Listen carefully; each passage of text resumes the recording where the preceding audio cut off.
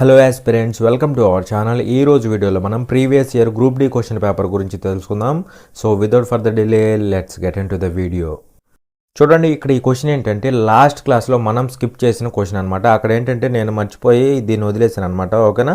So ఈ క్వశ్చన్ని మనం ఇక్కడ డిస్కస్ చేసుకుందాం. చూడండి, ఇక్కడ ఏమంటున్నాడు, the value of a plus 1/b whole power r into a minus 1/b whole power s divided by b plus 1/a whole power r into b minus 1/a whole power s is అనేసి question అడుగుతున్నాడు. అంటే సింపుల్గా ఈ value ఇచ్చాడు కదా, so దీని యొక్క final result ఏమవుతుంది అనేసి క్వశ్చన్ అడుగుతున్నాడు. ఓకేనా? సో ఇక్కడ మీరు గుర్తుపెట్టుకోవాల్సింది ఏంటంటే ఇదంతా ఒక టర్మ్ అనమాట. ఇదంతా ఒక టర్మ్ డివైడెడ్ బై ఇదంతా ఒక టర్మ్ అనమాట. ఇదంతా ఒక టర్మ్, ఇదంతా ఒక టర్మ్. ఇక్కడ డివైడెడ్ బై దీని ఒక్కదానికి కాదు, ఈ హోల్ టర్మ్కి వస్తుంది అనమాట. ఓకేనా? ఈ హోల్ టర్మ్కి వస్తుంది. అలా అయితేనే మనకి ఆన్సర్ అయితే వస్తుంది అనమాట. ఓకేనా? సో చూడండి, ఇక్కడ దీన్ని ఎలా రాసుకోవచ్చు అంటే ఇక్కడ ఎల్సిఎం ఏమవుతుంది అంటే బి అవుతుంది కదా, సో బి అవుతుంది అనమాట. ఎల్సిఎం బి అవుతుంది. సో క్రాస్ మల్టిప్లై చేస్తే ఏబి ప్లస్ 1 అవుతుందా, ఏబి ప్లస్ 1 మొత్తానికి హోల్ పవర్ ఆర్ అనమాట. అవునా కదా? సో ఈ టర్మ్ని ఇలా రాసుకోవచ్చు. ఈ హోల్ పవర్ ఆర్ని స్ప్లిట్ చేస్తే ఎలా రాసుకోవచ్చు, దీనికి పవర్ ఆర్ రాసుకోవచ్చు, దీనికి పవర్ ఆర్ రాసుకోవచ్చు అనమాట. ఓకేనా? ఇంటూ ఉంది, ఇంటూ పెట్టేసి అలాగే ఇక్కడ మనకి ఏమవుతుంది, ఎల్సిఎం బి అవుతుంది. అవునా? క్రాస్ మల్టిప్లై చేస్తే ab minus 1 whole power s అవుతుంది. అంటే దీనికి హోల్ పవర్ ఎస్ రాసుకోవచ్చు, దీనికి స్ప్లిట్ చేసి ఇలా రాసుకోవచ్చు అనమాట. అవునా కదా? డివైడెడ్ బై ఈ మొత్తం టర్మ్. అవునా కదా? ఇందాక చెప్పే కదా, డివైడెడ్ బై ఈ మొత్తం టర్మ్. సో డివైడెడ్ బై కాబట్టి దీన్ని నేను ఇక్కడ రాసుకుంటా. అవునా? సో ఇక్కడ క్రాస్ మల్టిప్లై చేయండి, ఏమవుతుంది, ఏబి ప్లస్ 1/a అవుతుందా? అవునా కదా? ఏబి ప్లస్ 1/a అవుతుంది. మొత్తానికి హోల్ పవర్ ఆర్. అంటే దీనికి పవర్ ఆర్ రాసుకోవాలి, దీనికి కూడా పవర్ ఆర్ రాసుకోవాలన్నమాట. అర్థమైందా? ఇంటూ ఇక్కడ ఏమవుతుంది, ఏబి మైనస్ 1/a అవుతుందా, ఏబి మైనస్ 1/a అవుతుంది కదా, ఏ అవుతుంది అనమాట. హోల్ పవర్ ఎస్ మొత్తానికి. అంటే దీనికి పవర్ ఎస్ రాసుకోవాలి, దీనికి కూడా పవర్లో ఎస్ అయితే రాసుకోవాలన్నమాట. అవునా కదా? సో ఇక్కడ వాల్యూ ఏమవుతుంది అంటే చూడండి జాగ్రత్తగా, ఇక్కడ ఈ టర్మ్ క్యాన్సిల్ అవుతుంది కదా, అదేవిధంగా ఈ టర్మ్ క్యాన్సిల్ అయిపోతుంది కదా. సో ఇక్కడ వాల్యూ ఏమవుతుంది అంటే చూడండి, ఇక్కడ 1/1 ఇక్కడ ఏమవుతుంది, b power r into b power s. మరి ఇక్కడ బేసెస్ సేమ్గా ఉన్నాయి, దట్టు మల్టిప్లై అవుతున్నాయి కాబట్టి పవర్స్ని యాడ్ చేసుకోవచ్చు కదా. అంటే సింపుల్గా ఏం రాసుకోవచ్చు, B power R plus S రాసుకోవచ్చు, B power R plus S రాసుకోవచ్చు. అవునా కదా? డివైడెడ్ బై ఇక్కడ 1/1 ఇక్కడ ఏం రాసుకోవచ్చు, ఏ పవర్ ఆర్ ప్లస్ ఎస్ రాసుకోవచ్చు, లేదా ఏ పవర్ ఆర్ ప్లస్ ఎస్ అయితే రాసుకోవచ్చు. సేమ్ ఇక్కడ అప్లై చేసిందే కింద కూడా అప్లై అవుతుంది అనమాట. So that is equal to ఏమవుతుంది అంటే ఇది పైకి వెళ్ళిపోతుంది కదా, అంటే A power R plus S అవుతుంది divided by B power R plus S అవుతుంది. మరి ఇక్కడ రెండింటికి కంబైన్డ్గా whole power R plus S రాసుకోవచ్చు, లేదా so A by B whole power R plus S అయితే రాసుకోవచ్చు అనమాట. సో అలా మనకి ఇక్కడ ఏమవుతుందంటే A by B whole power R plus S అనేది ఆన్సర్ అవుతుంది. ఓకేనా? ఇక్కడ ఏంటంటే ఇదంతా ఒక టర్మ్గా కన్సిడర్ చేసుకోవాలి, డివైడెడ్ బై తర్వాత ఇదంతా ఒక టర్మ్గా కన్సిడర్ చేసుకోవాలి. నథింగ్ బట్ సింపుల్గా ఇక్కడ బ్రాకెట్ తీసుకుంటే సరిపోతుంది అనమాట. ఓకేనా? ఇవి రెండు టర్మ్స్గా తీసుకుంటే ఏ డివైడెడ్ బై బి ఈ ఫార్ములా అనమాట. దాన్ని సింపుల్గా ఏ బై బి ఫార్ములా రాసుకున్నాం. ఇదిగోండి ఏ బై బి ఫార్ములా రాసుకున్నాం. సో దాన్ని సింప్లిఫై చేసుకుంటే మనకి ఓవరాల్గా ఇదైతే వచ్చిందనమాట. అర్థమైందా? సో ఈ విధంగా సాల్వ్ చేసుకోవాలి. సో ఇప్పటి నుంచి ఈ రోజు డిస్కస్ చేసుకోబోయే గ్రూప్ డి క్వశ్చన్ పేపర్ వస్తుందన్నమాట. చూడండి, ఇక్కడ క్వశ్చన్లో ఏమంటున్నాడు, if the average of 5 consecutive even numbers is 10 then find the number at the centre when these 5 numbers are arranged in ascending order అనేసి క్వశ్చన్ అడుగుతున్నాడు. వరుసగా 5 సరి సంఖ్యల సగటు 10 అయితే ఈ 5 సంఖ్యలను ఆరోహణ క్రమంలో అమర్చినప్పుడు మధ్యలో ఉన్న సంఖ్యను కనుగొనండి అనేసి క్వశ్చన్ అడుగుతున్నాడు. ఓకేనా? ఇక్కడ ఏమంటున్నాడు, average of 5 consecutive even numbers is 10 అంటున్నాడు. అంటే ఇక్కడ యావరేజ్ అనే దాన్ని మర్చిపోండి కాసేపు. ఇక్కడ 5 కాన్సిక్యూటివ్ ఈవెన్ నంబర్స్ అంటే ఏంటి, వరుసగా 5 సరి సంఖ్యలు అనమాట. అదిగోండి అవి ఇలా తీసుకుంటున్నా, ఇది ఒక ఈవెన్ నెంబరు. ఇలా మనకి 5 కాన్సిక్యూటివ్ ఈవెన్ నెంబర్స్ అయితే ఉన్నాయన్నమాట. ఓకేనా? సో దీన్ని నార్మల్గా ఎలా చేయాలో చెప్తాను, డైరెక్ట్గా ఎలా చేయాలో అది కూడా చెప్తాను, జాగ్రత్తగా అబ్జర్వ్ చేయండి. ఓకేనా? సో ఇవి కాన్సిక్యూటివ్ ఈవెన్ నెంబర్స్ అనమాట. సపోజ్ ఇప్పుడు నార్మల్గా ఎలా చేయాలో చెప్తాను చూడండి. సపోజ్ ఈ ఫస్ట్ టర్మ్ అనేది నేను ఎక్స్ అనుకుంటే దీని తర్వాత వచ్చే ఈవెన్ నెంబర్ ఏమవుతుంది, ఇవన్నీ ఈవెన్ నెంబర్స్ గుర్తుపెట్టుకోవాలి, ఇవన్నీ ఈవెన్ నెంబర్స్ అనమాట. ఓకేనా? సో ఇప్పుడు ఎక్స్ అనేది ఈవెన్ నెంబర్ అనుకోండి, దాని తర్వాత వచ్చేది ఏమవుతుంది, ఎక్స్ ప్లస్ 2 అవుతుంది. ఎందుకంటే ఈవెన్ నెంబర్స్ మధ్య డిఫరెన్స్ అనేది 2 ఉంటుంది. అవునా కదా? అలాగే ఆడ్ నెంబర్స్ మధ్య డిఫరెన్స్ కూడా 2 ఉంటుంది. Consecutive odd numbers, consecutive even numbers మధ్య డిఫరెన్స్ 2 ఉంటుంది. మళ్ళీ వీటి మధ్య డిఫరెన్స్ 2 కాబట్టి తర్వాత వచ్చేది ఏమవుతుంది, x+4 అవుతుంది. ఆ తర్వాత వచ్చేది x+6 అవుతుంది. ఆ తర్వాత వచ్చేది x+8 అవుతుంది అనమాట. ఇవన్నీ 5 కాన్సిక్యూటివ్ ఈవెన్ నెంబర్స్ అనమాట. ఓకేనా. అయితే ఇక్కడ వీటన్నిటి యొక్క యావరేజ్ ఎంత అన్నాడు, 10 అన్నాడు. మరి ఇక్కడ యావరేజ్ అంటే ఏం చేస్తాం, మొత్తాన్ని యాడ్ చేస్తాం, అవునా కదా.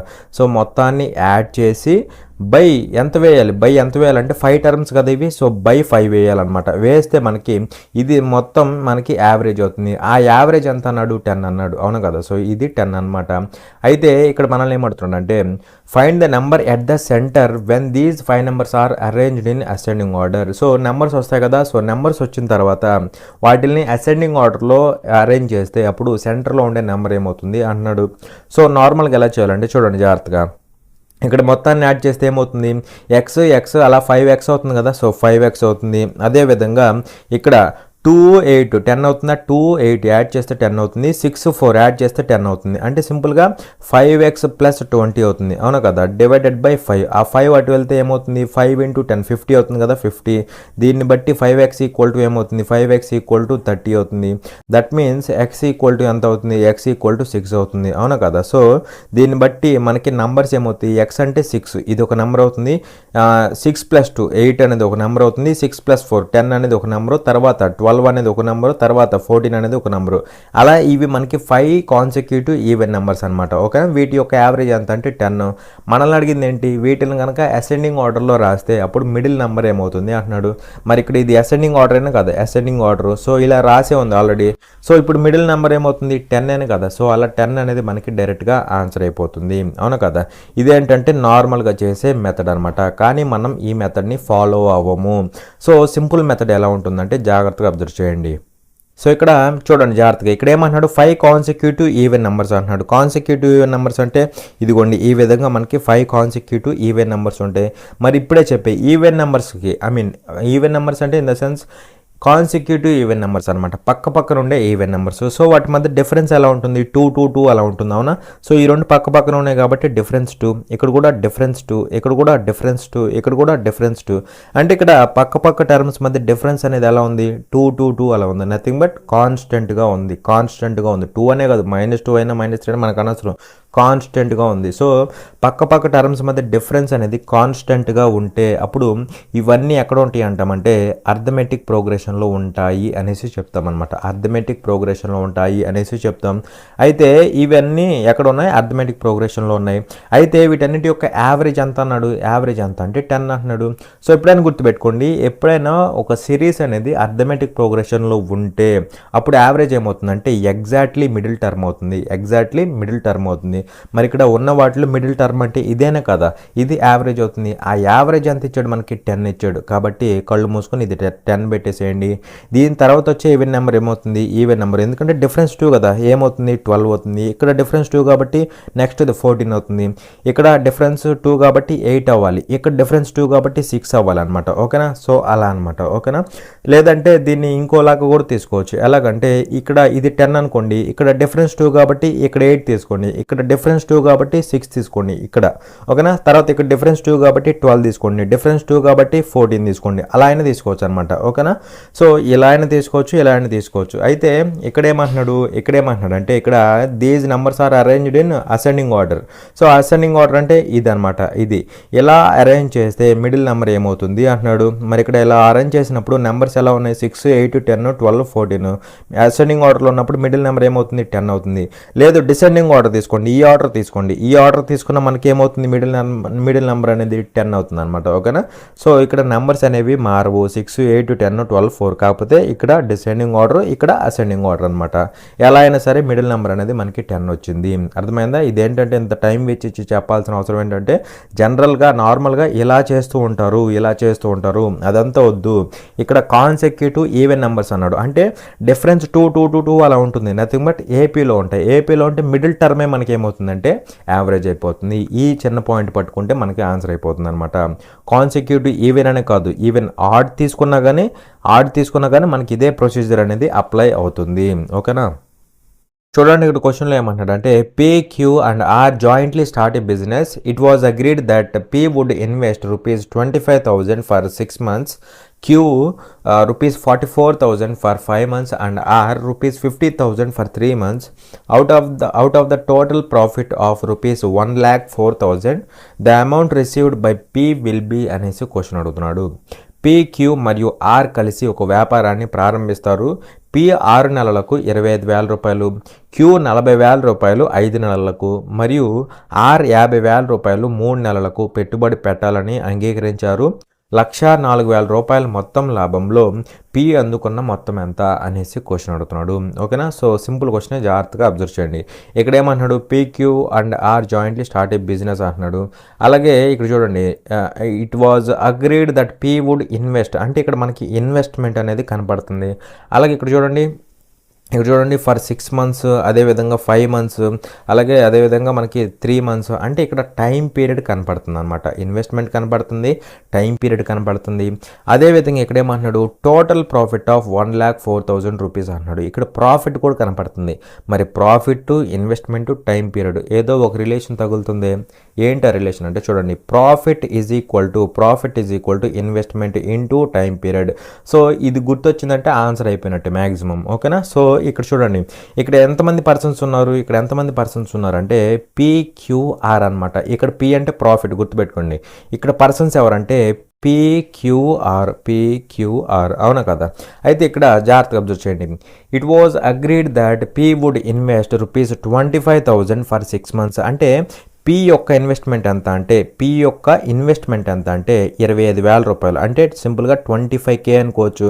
అవునా, సో ఇది investment into time period time period ఎంత ఫర్ 6 months కదా, సో ఇంటూ టైం పీరియడ్ అంటే 6 months అనమాట. మరి ఇన్వెస్ట్మెంట్ ఇంటూ టైం పీరియడ్ అంటే ఏమవుతుంది, ఇది పీ యొక్క ప్రాఫిట్ అవుతుంది. ఇప్పుడే చెప్పా, ఇన్వెస్ట్మెంట్ ఇంటూ టైం పీరియడ్ అంటే పీ యొక్క ప్రాఫిట్ అవుతుంది అది. అవునా కదా? సో అలా ఇక్కడున్న వాల్యూ ఏదైతే ఉందో ఇది పీకి సంబంధించిన ప్రాఫిట్ అనమాట. ఓకేనా? అలాగే ఇక్కడ క్యూకు సంబంధించి ఇన్వెస్ట్మెంట్ ఎంత 44,000, నథింగ్ బట్ 44K.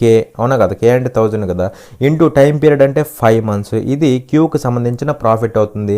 నెక్స్ట్ ఆర్కి సంబంధించి 50K అనేది వాడి యొక్క ఇన్వెస్ట్మెంట్ ఇంటూ టైం పీరియడ్ ఎంత, టైం పీరియడ్ 3 months. అవునా కదా? టైం పీరియడ్ ఎంత అంటే 3 months. ఇక్కడ మంత్స్ అని ఎందుకు రాస్తున్నాను అంటే ఇక్కడ రేషియో కట్టినప్పుడు అన్ని క్యాన్సిల్ అయిపోవాలి. ఉంటే అన్ని ఇయర్స్లో ఉండాలి, లేదా ఉంటే అన్ని మంత్స్లో ఉండాలన్నమాట. అంటే సేమ్ గా ఉండాలి, అంతేగాని ఒక చోట మంత్స్, ఒక చోట ఇయర్స్ అలా ఉండకూడదు. మొత్తానికి రేషియో కట్టేటప్పుడు అన్ని క్యాన్సిల్ అయ్యే విధంగా ఉండాలి. అందుకే నేను స్పెసిఫై చేసి రాస్తున్నాను అనమాట. ఓకేనా, సో ఇది గుర్తుపెట్టుకోండి. So what ever it maybe, ఇవన్నీ ప్రాఫిట్లు అనమాట, వాళ్ళకి సంబంధించిన ప్రాఫిట్లు. అయితే ఈ ప్రాఫిట్లకి నేను ఇప్పుడు ఏం చేయబోతున్నాను, రేషియో కట్టబోతున్నా. కడితే ఏమవుతుందంటే చూడండి, కేకే 1 minute, కేకే ఈ 3 క్యాన్సిల్ అయిపోతాయి. తర్వాత మంత్స్ ఇవి క్యాన్సిల్ అయిపోతాయి.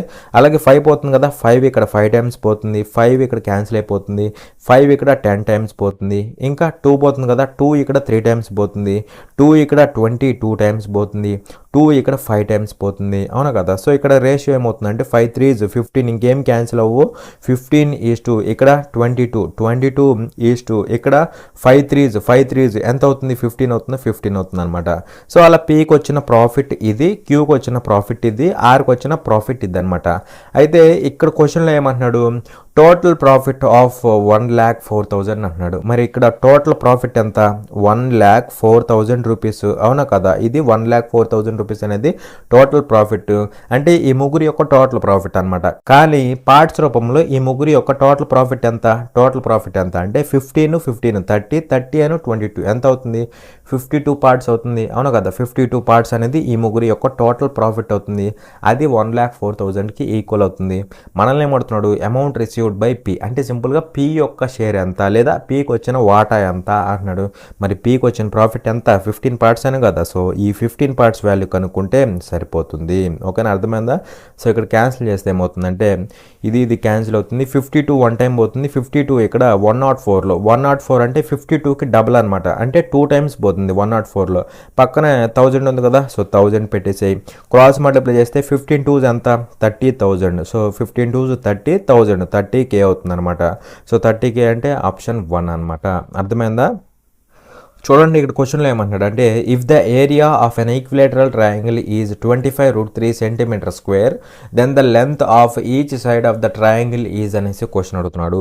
సమబాహు త్రిభుజం యొక్క వైశాల్యం 25√3 చదరపు సెంటీమీటర్లు అయితే 25√3 చదరపు సెంటీమీటర్లు అయితే త్రిభుజం యొక్క ప్రతి భుజం యొక్క పొడవు ఎంత అనేసి క్వశ్చన్ అడుగుతున్నాడు.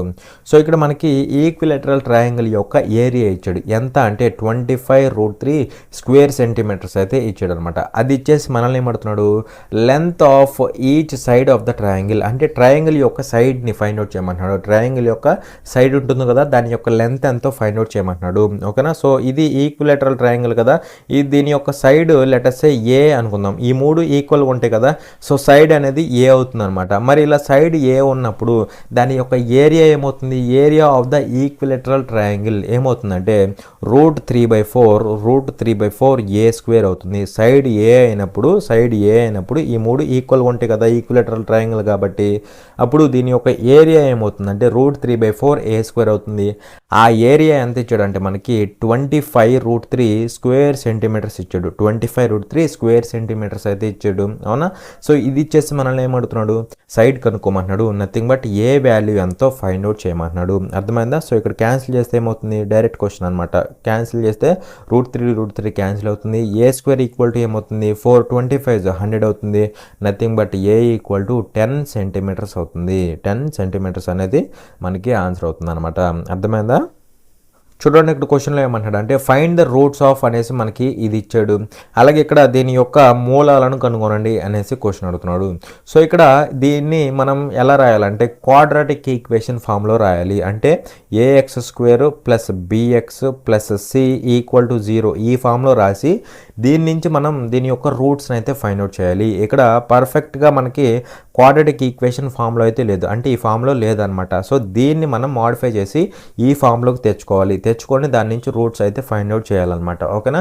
సో దానికోసం నేను ఏం చేస్తానంటే చూడండి, ఈ ఎక్స్ని అటు పట్టుకెళ్తే వాల్యూ ఏమవుతుందంటే చూడండి, √2x + 9 అవుతుందా, 2x + 9 అవుతుంది = ఏమవుతుంది 13 - x అవుతుంది. స్క్వేరింగ్ ఆన్ బోత్ సైడ్స్ చేస్తే మనకి ఇక్కడ ఏమవుతుంది, ఇక్కడ స్క్వేర్ రూట్ క్యాన్సిల్ అవుతుంది, ఇక్కడేమో స్క్వేర్ అయిపోతుంది అనమాట. ఇక్కడ స్క్వేర్ రూట్ క్యాన్సిల్ అయిపోయి ఇక్కడ వాల్యూ ఏమవుతుంది 2x + 9 అవుతుంది. దట్ ఈజ్ ఈక్వల్ టు ఏమవుతుంది 13 - x² అంటే 13² అంటే 169 ప్లస్ x² -2 × 13 × x అంటే 26x అవుతుంది కదా, 26x. అవునా. సో ఇప్పుడు ఈ రెండింటిని అటు పట్టుకెళ్ళిపోతే ఇక్కడ x² టర్మ్ ఏమవుతుంది, x² ఉంది, ఇంకేం లేదు.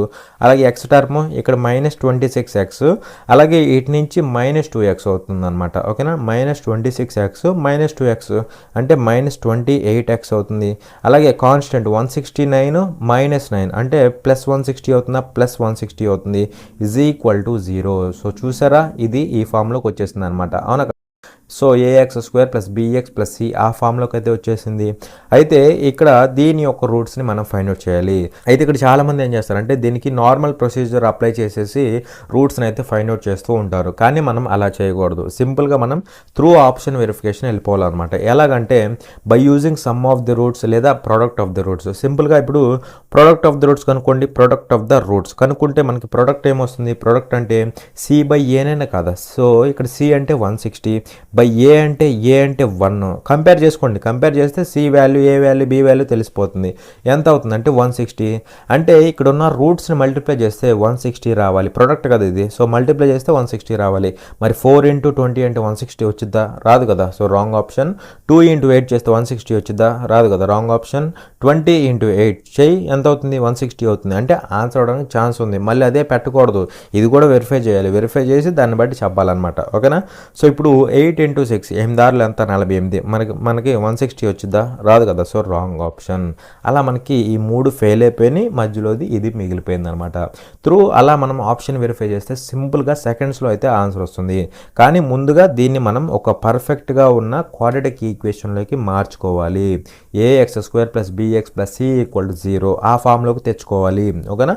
సో అది మనం చేయాల్సిన ఫస్ట్ థింగ్ అనమాట. అలా వచ్చిన తర్వాత నార్మల్ ప్రొసీజర్ చేయకుండా ఆప్షన్ వెరిఫై చేయాలి. నెక్స్ట్ నెక్స్ట్ లేదంటే సపోజ్ ఇప్పుడు ఏదైనా వేరే ఆప్షన్ కూడా సెట్ అయింది అనుకోండి, అప్పుడు మనం సమ్ ఆఫ్ ది రూట్స్ కనుక్కోవాలి. సమ్ ఆఫ్ ది రూట్స్ కనుక్కుంటే ఏమవుతుంది, -b/a అవుతుంది. b అంటే -28, -b అంటే 28 అవుతుంది. 28/a, a అంటే 1 కదా. So some of the roots ఎంత అవ్వాలంటే 28 అవ్వాలి.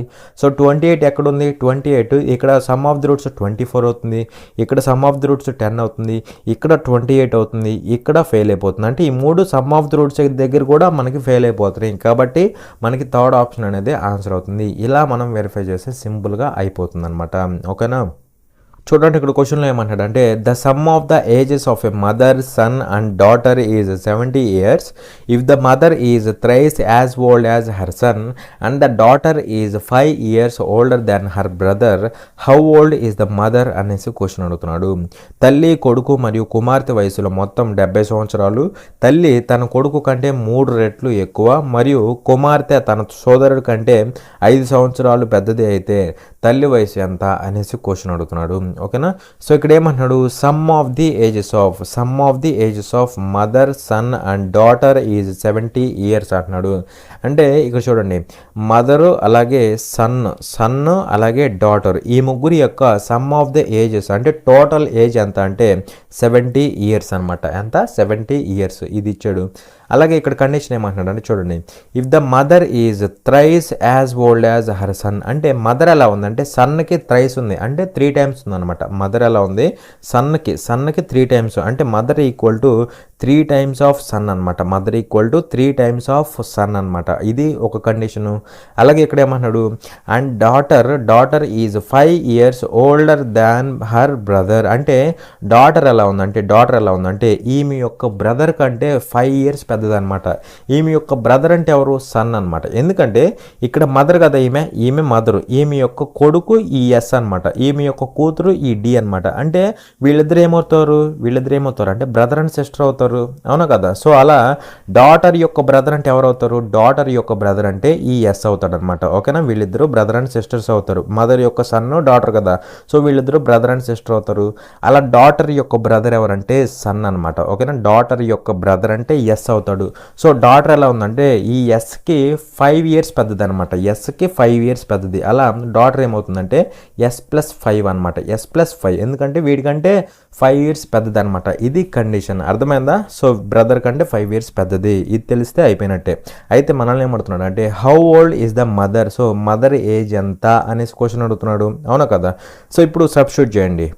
సబ్స్టిట్యూట్ చేస్తే ఏమవుతుందంటే చూడండి, మదర్ అంటే 3 years రాసుకోవచ్చా, 3 years రాసుకోవచ్చు అనమాట. 3 years ప్లస్ ఎస్ని అలాగే వదిలేసేయండి. సో డాటర్ అంటే సన్ ప్లస్ 5 అనమాట, ఈజ్ ఈక్వల్ టు ఏమవుతుంది 70 years అవుతుంది, అవునా కదా. సో ఇక్కడ చూస్తే ఏమవుతుంది, 3 years ప్లస్ ఎస్ అంటే ఎంత అవుతుంది, 5s అవుతుంది. 5s ఈక్వల్ టు ఏమవుతుంది 65 అవుతుంది కదా, 65. దీన్ని బట్టి ఎస్ ఈక్వల్ టు ఏమవుతుంది 13 అవుతుంది. అంటే సన్ యొక్క ఏజ్ ఎంత అంటే 13 years. కానీ మనల్ని అడిగింది సన్ యొక్క ఏజ్ కాదు, మదర్ యొక్క ఏజ్ అడిగాడు. మరి ఇక్కడ మదర్ అంటే 3 times ఆఫ్ సన్ కదా, అంటే సింపుల్గా 3 times ఆఫ్ సన్ అంటే సన్ ఏజ్ ఎంత 13. అప్పుడు మదర్ ఏజ్ ఎంత అవుతుంది, 3 into 13 అంటే 39 years అవుతుంది అనమాట. అర్థమైందా. 39 years అనేది మనకి ఆన్సర్ అవుతుంది. ఇక్కడ డాటర్ ఆమె యొక్క బ్రదర్ కంటే 5 years పెద్దది. ఆమె యొక్క బ్రదర్ అంటే ఎవడు ఇక్కడ ఎస్ అనమాట. ఓకేనా. సో ఎస్ కంటే 5 years పెద్దది. ఎస్ అంటే సన్ అనమాట, ఎవరికి, మదర్కి సన్. ఓకేనా. సో అది కన్ఫ్యూజ్ అయ్యారంటే ఆన్సర్లు ఎగిరిపోతాయి. మళ్ళీ బ్రదర్ ఇవ్వలేదు మాకు అనేసి కంగారు పడకూడదు. ఇక్కడ బ్రదర్ అంటే డాటర్కి ఎవరైతే బ్రదరో వాడనమాట. ఓకేనా. మళ్ళీ బ్రదర్ అంటే కొత్తగా ఉంటాడేమో అనుకోకూడదు. చూడండి ఇక్కడ క్వశ్చన్లో ఏమంటాడు అంటే if 48:x is as x:75 and x > 0 then what is the value of x అనేసి క్వశ్చన్ అడుగుతున్నాడు. 48:x ఈజ్ యాజ్ x:75 మరియు x > 0 అయితే x విలువ ఎంత అనేసి క్వశ్చన్ అడుగుతున్నాడు. సో ఇక్కడ 48:x అంటే 48 డివైడెడ్ బై x అనమాట. ఈజ్ యాజ్ అంటే ఈజ్ ఈక్వల్ టు అని చెప్పాను. మళ్ళీ x:75 అంటే x డివైడెడ్ బై 75, అవునా. మనల్ని ఏమడుగుతున్నాడు, x > 0 అన్నాడు, ఆ కండిషన్ ఇచ్చాడు. ఓకే, x విలువ ఎంత అంటున్నాడు. సో క్రాస్ మల్టిప్లై చేయండి. క్రాస్ మల్టిప్లై చేస్తే ఏమవుతుంది, x² = 48 ఇంటూ 75 అవుతుందా, 48 ఇంటూ 75, 48ని నేను 16 ఇంటూ 3గా రాస్తా, ఇంటూ 75 రాయాలి కదా, ఇంటూ 75 అంటే ఆ 75ని మళ్ళీ నేను 3 ఇంటూ 25గా రాస్తా, 3 ఇంటూ 25, 48 ఇంటూ 75 సరిపోయిందా. సో ఇప్పుడు ఎక్స్ ఏమవుతుందో చెప్పండి, ఎక్స్ ఏమవుతుందంటే square root of 16 into 3 into 3, 3 into 3 into 25 అవుతుంది, అవునా.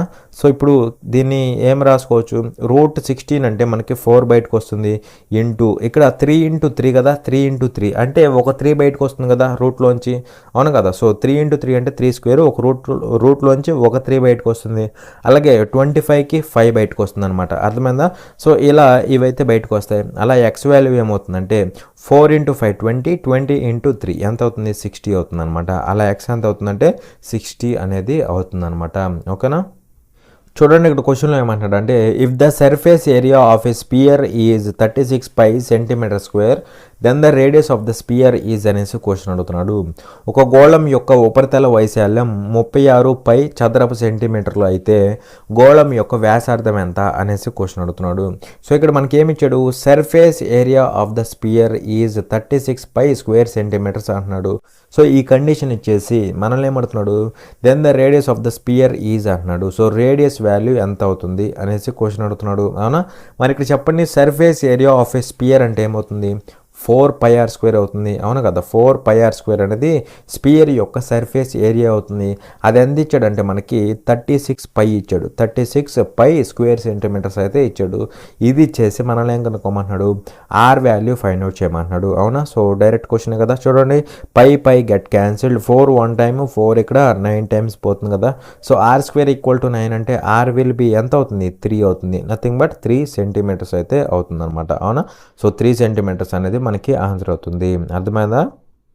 ఇక్కడ మీరు ఒక పాయింట్ గుర్తుపెట్టుకోవాలి, ఏంటంటే ఇక్కడ సర్ఫేస్ ఏరియా అనేసి ఉంటుంది. స్పియర్ విషయంలో మనకి ఎప్పుడు కూడా సర్ఫేస్ ఏరియా అనేసి ఉంటుంది. మళ్ళీ కర్వ్డ్ సర్ఫేస్ ఏరియా అని లేదా టోటల్ సర్ఫేస్ ఏరియా అని ఇలా ఏమి ఉండదన్నమాట. మిగిలిన వాటికి వచ్చినట్టు curved surface area, total surface area అదేమి ఉండదన్నమాట. స్పియర్ అంటే జస్ట్ సర్ఫేస్ ఏరియానే ఉంటుంది. ఎందుకంటే కర్వ్డ్ సర్ఫేస్ ఏరియా అన్న టోటల్ సర్ఫేస్ ఏరియా అన్న మొత్తం అదే అవుతుంది.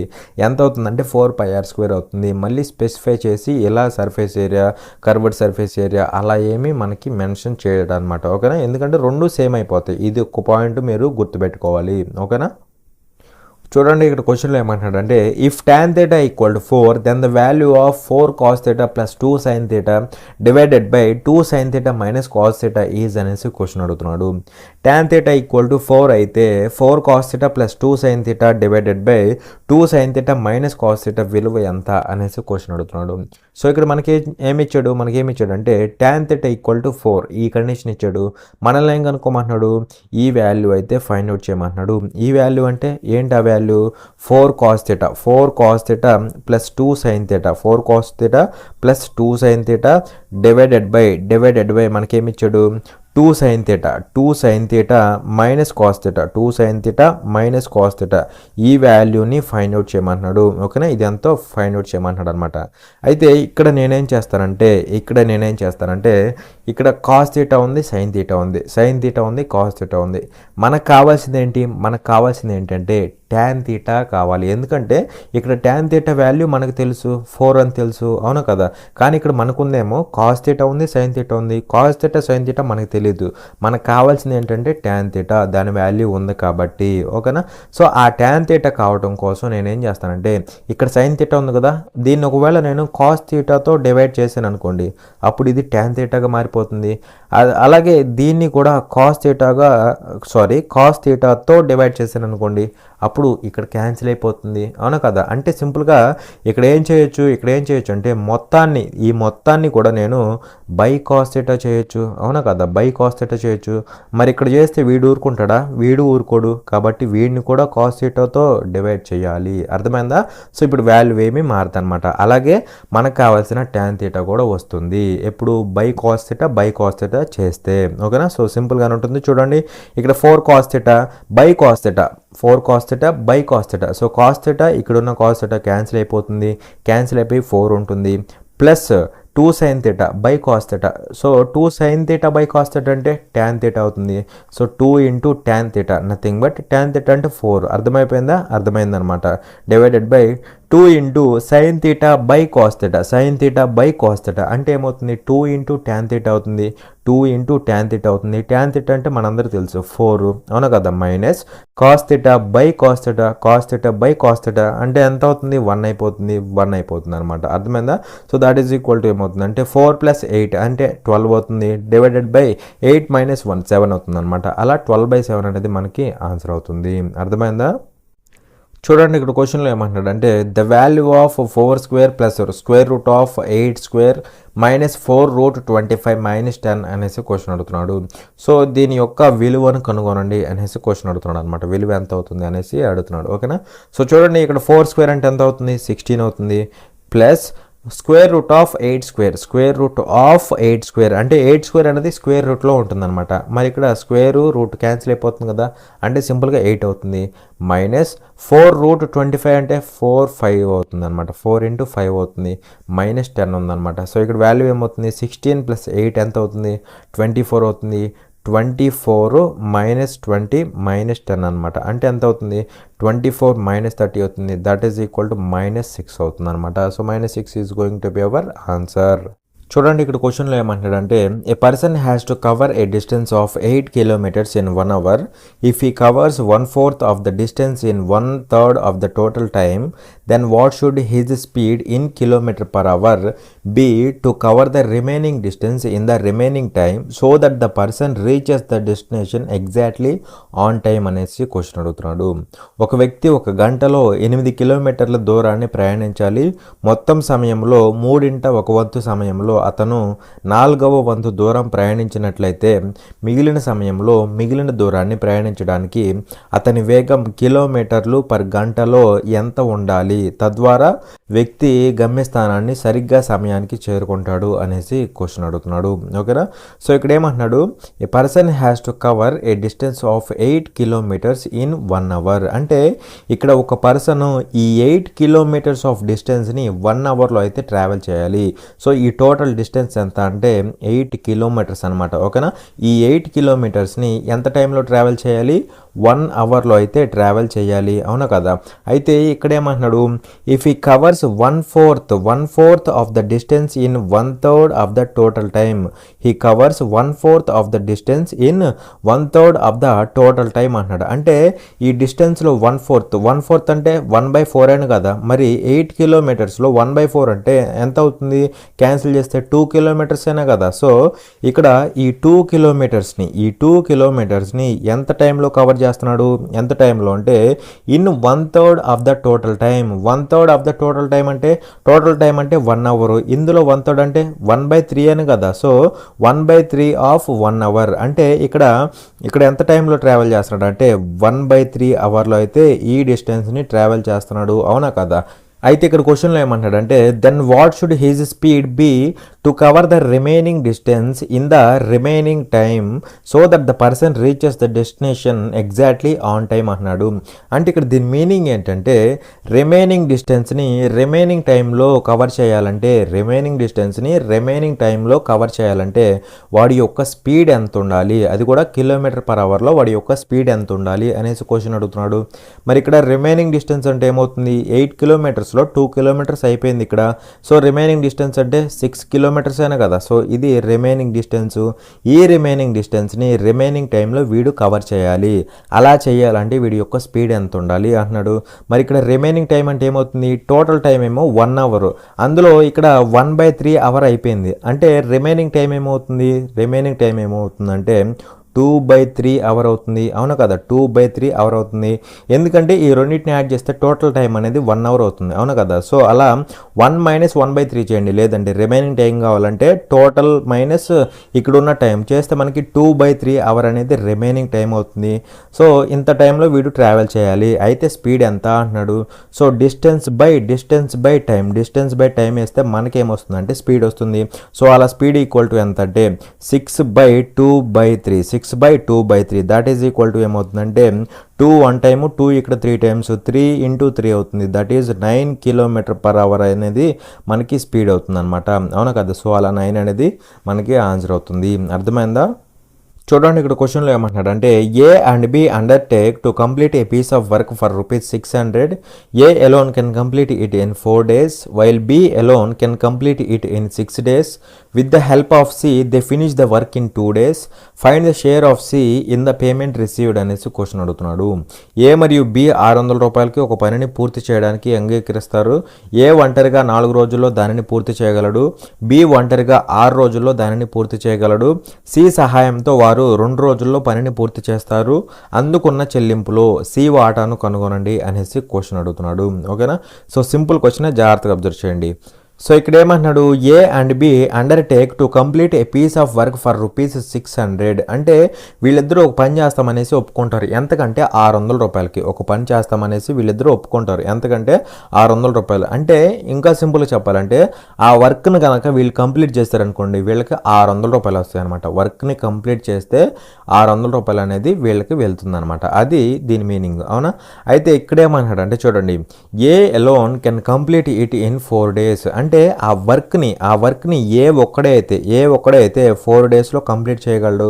అలాగే while B alone can complete it in 6 days. So B ఒక్కడే అయితే అదే వర్క్ని ఎన్ని డేస్? 6 daysలో కంప్లీట్ చేయగలడు. With the help of C they finish the work in 2 days. అంటే దే అంటే ఎవరు? ముందుగా వచ్చిన ఏ బి అనమాట.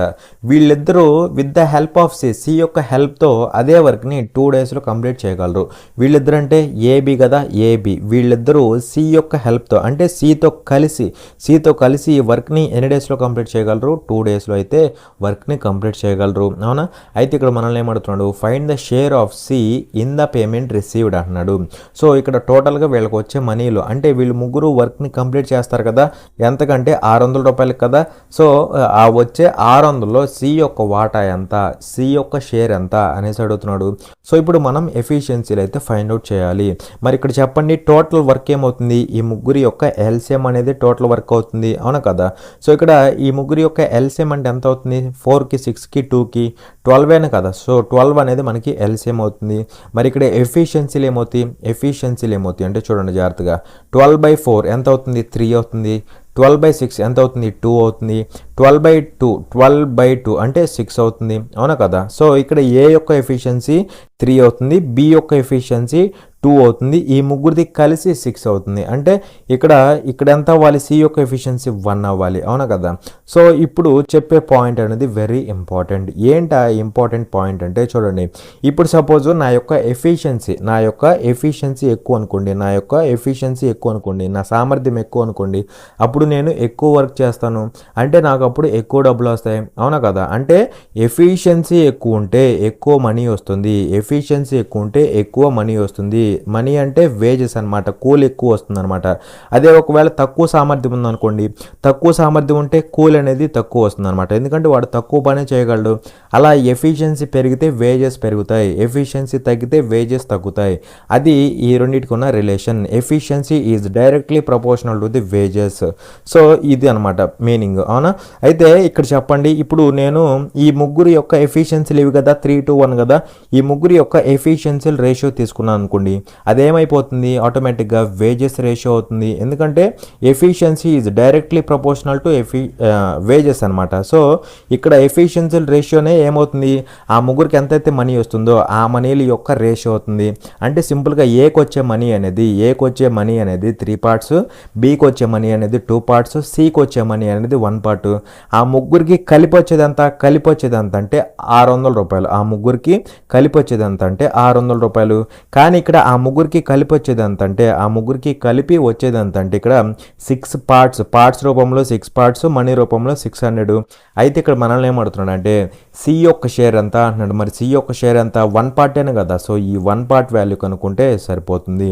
మరి ఇక్కడ 6 parts అనేది 600 అయితే 1 part ఏమవుతుంది? 100 కదా. సో ₹100 అనేది సి యొక్క షేర్ అవుతుంది. అర్థమైందా? సో సి యొక్క షేర్ అనేది ₹100 అవుతుంది అనమాట. అర్థమైందా ఇక్కడ?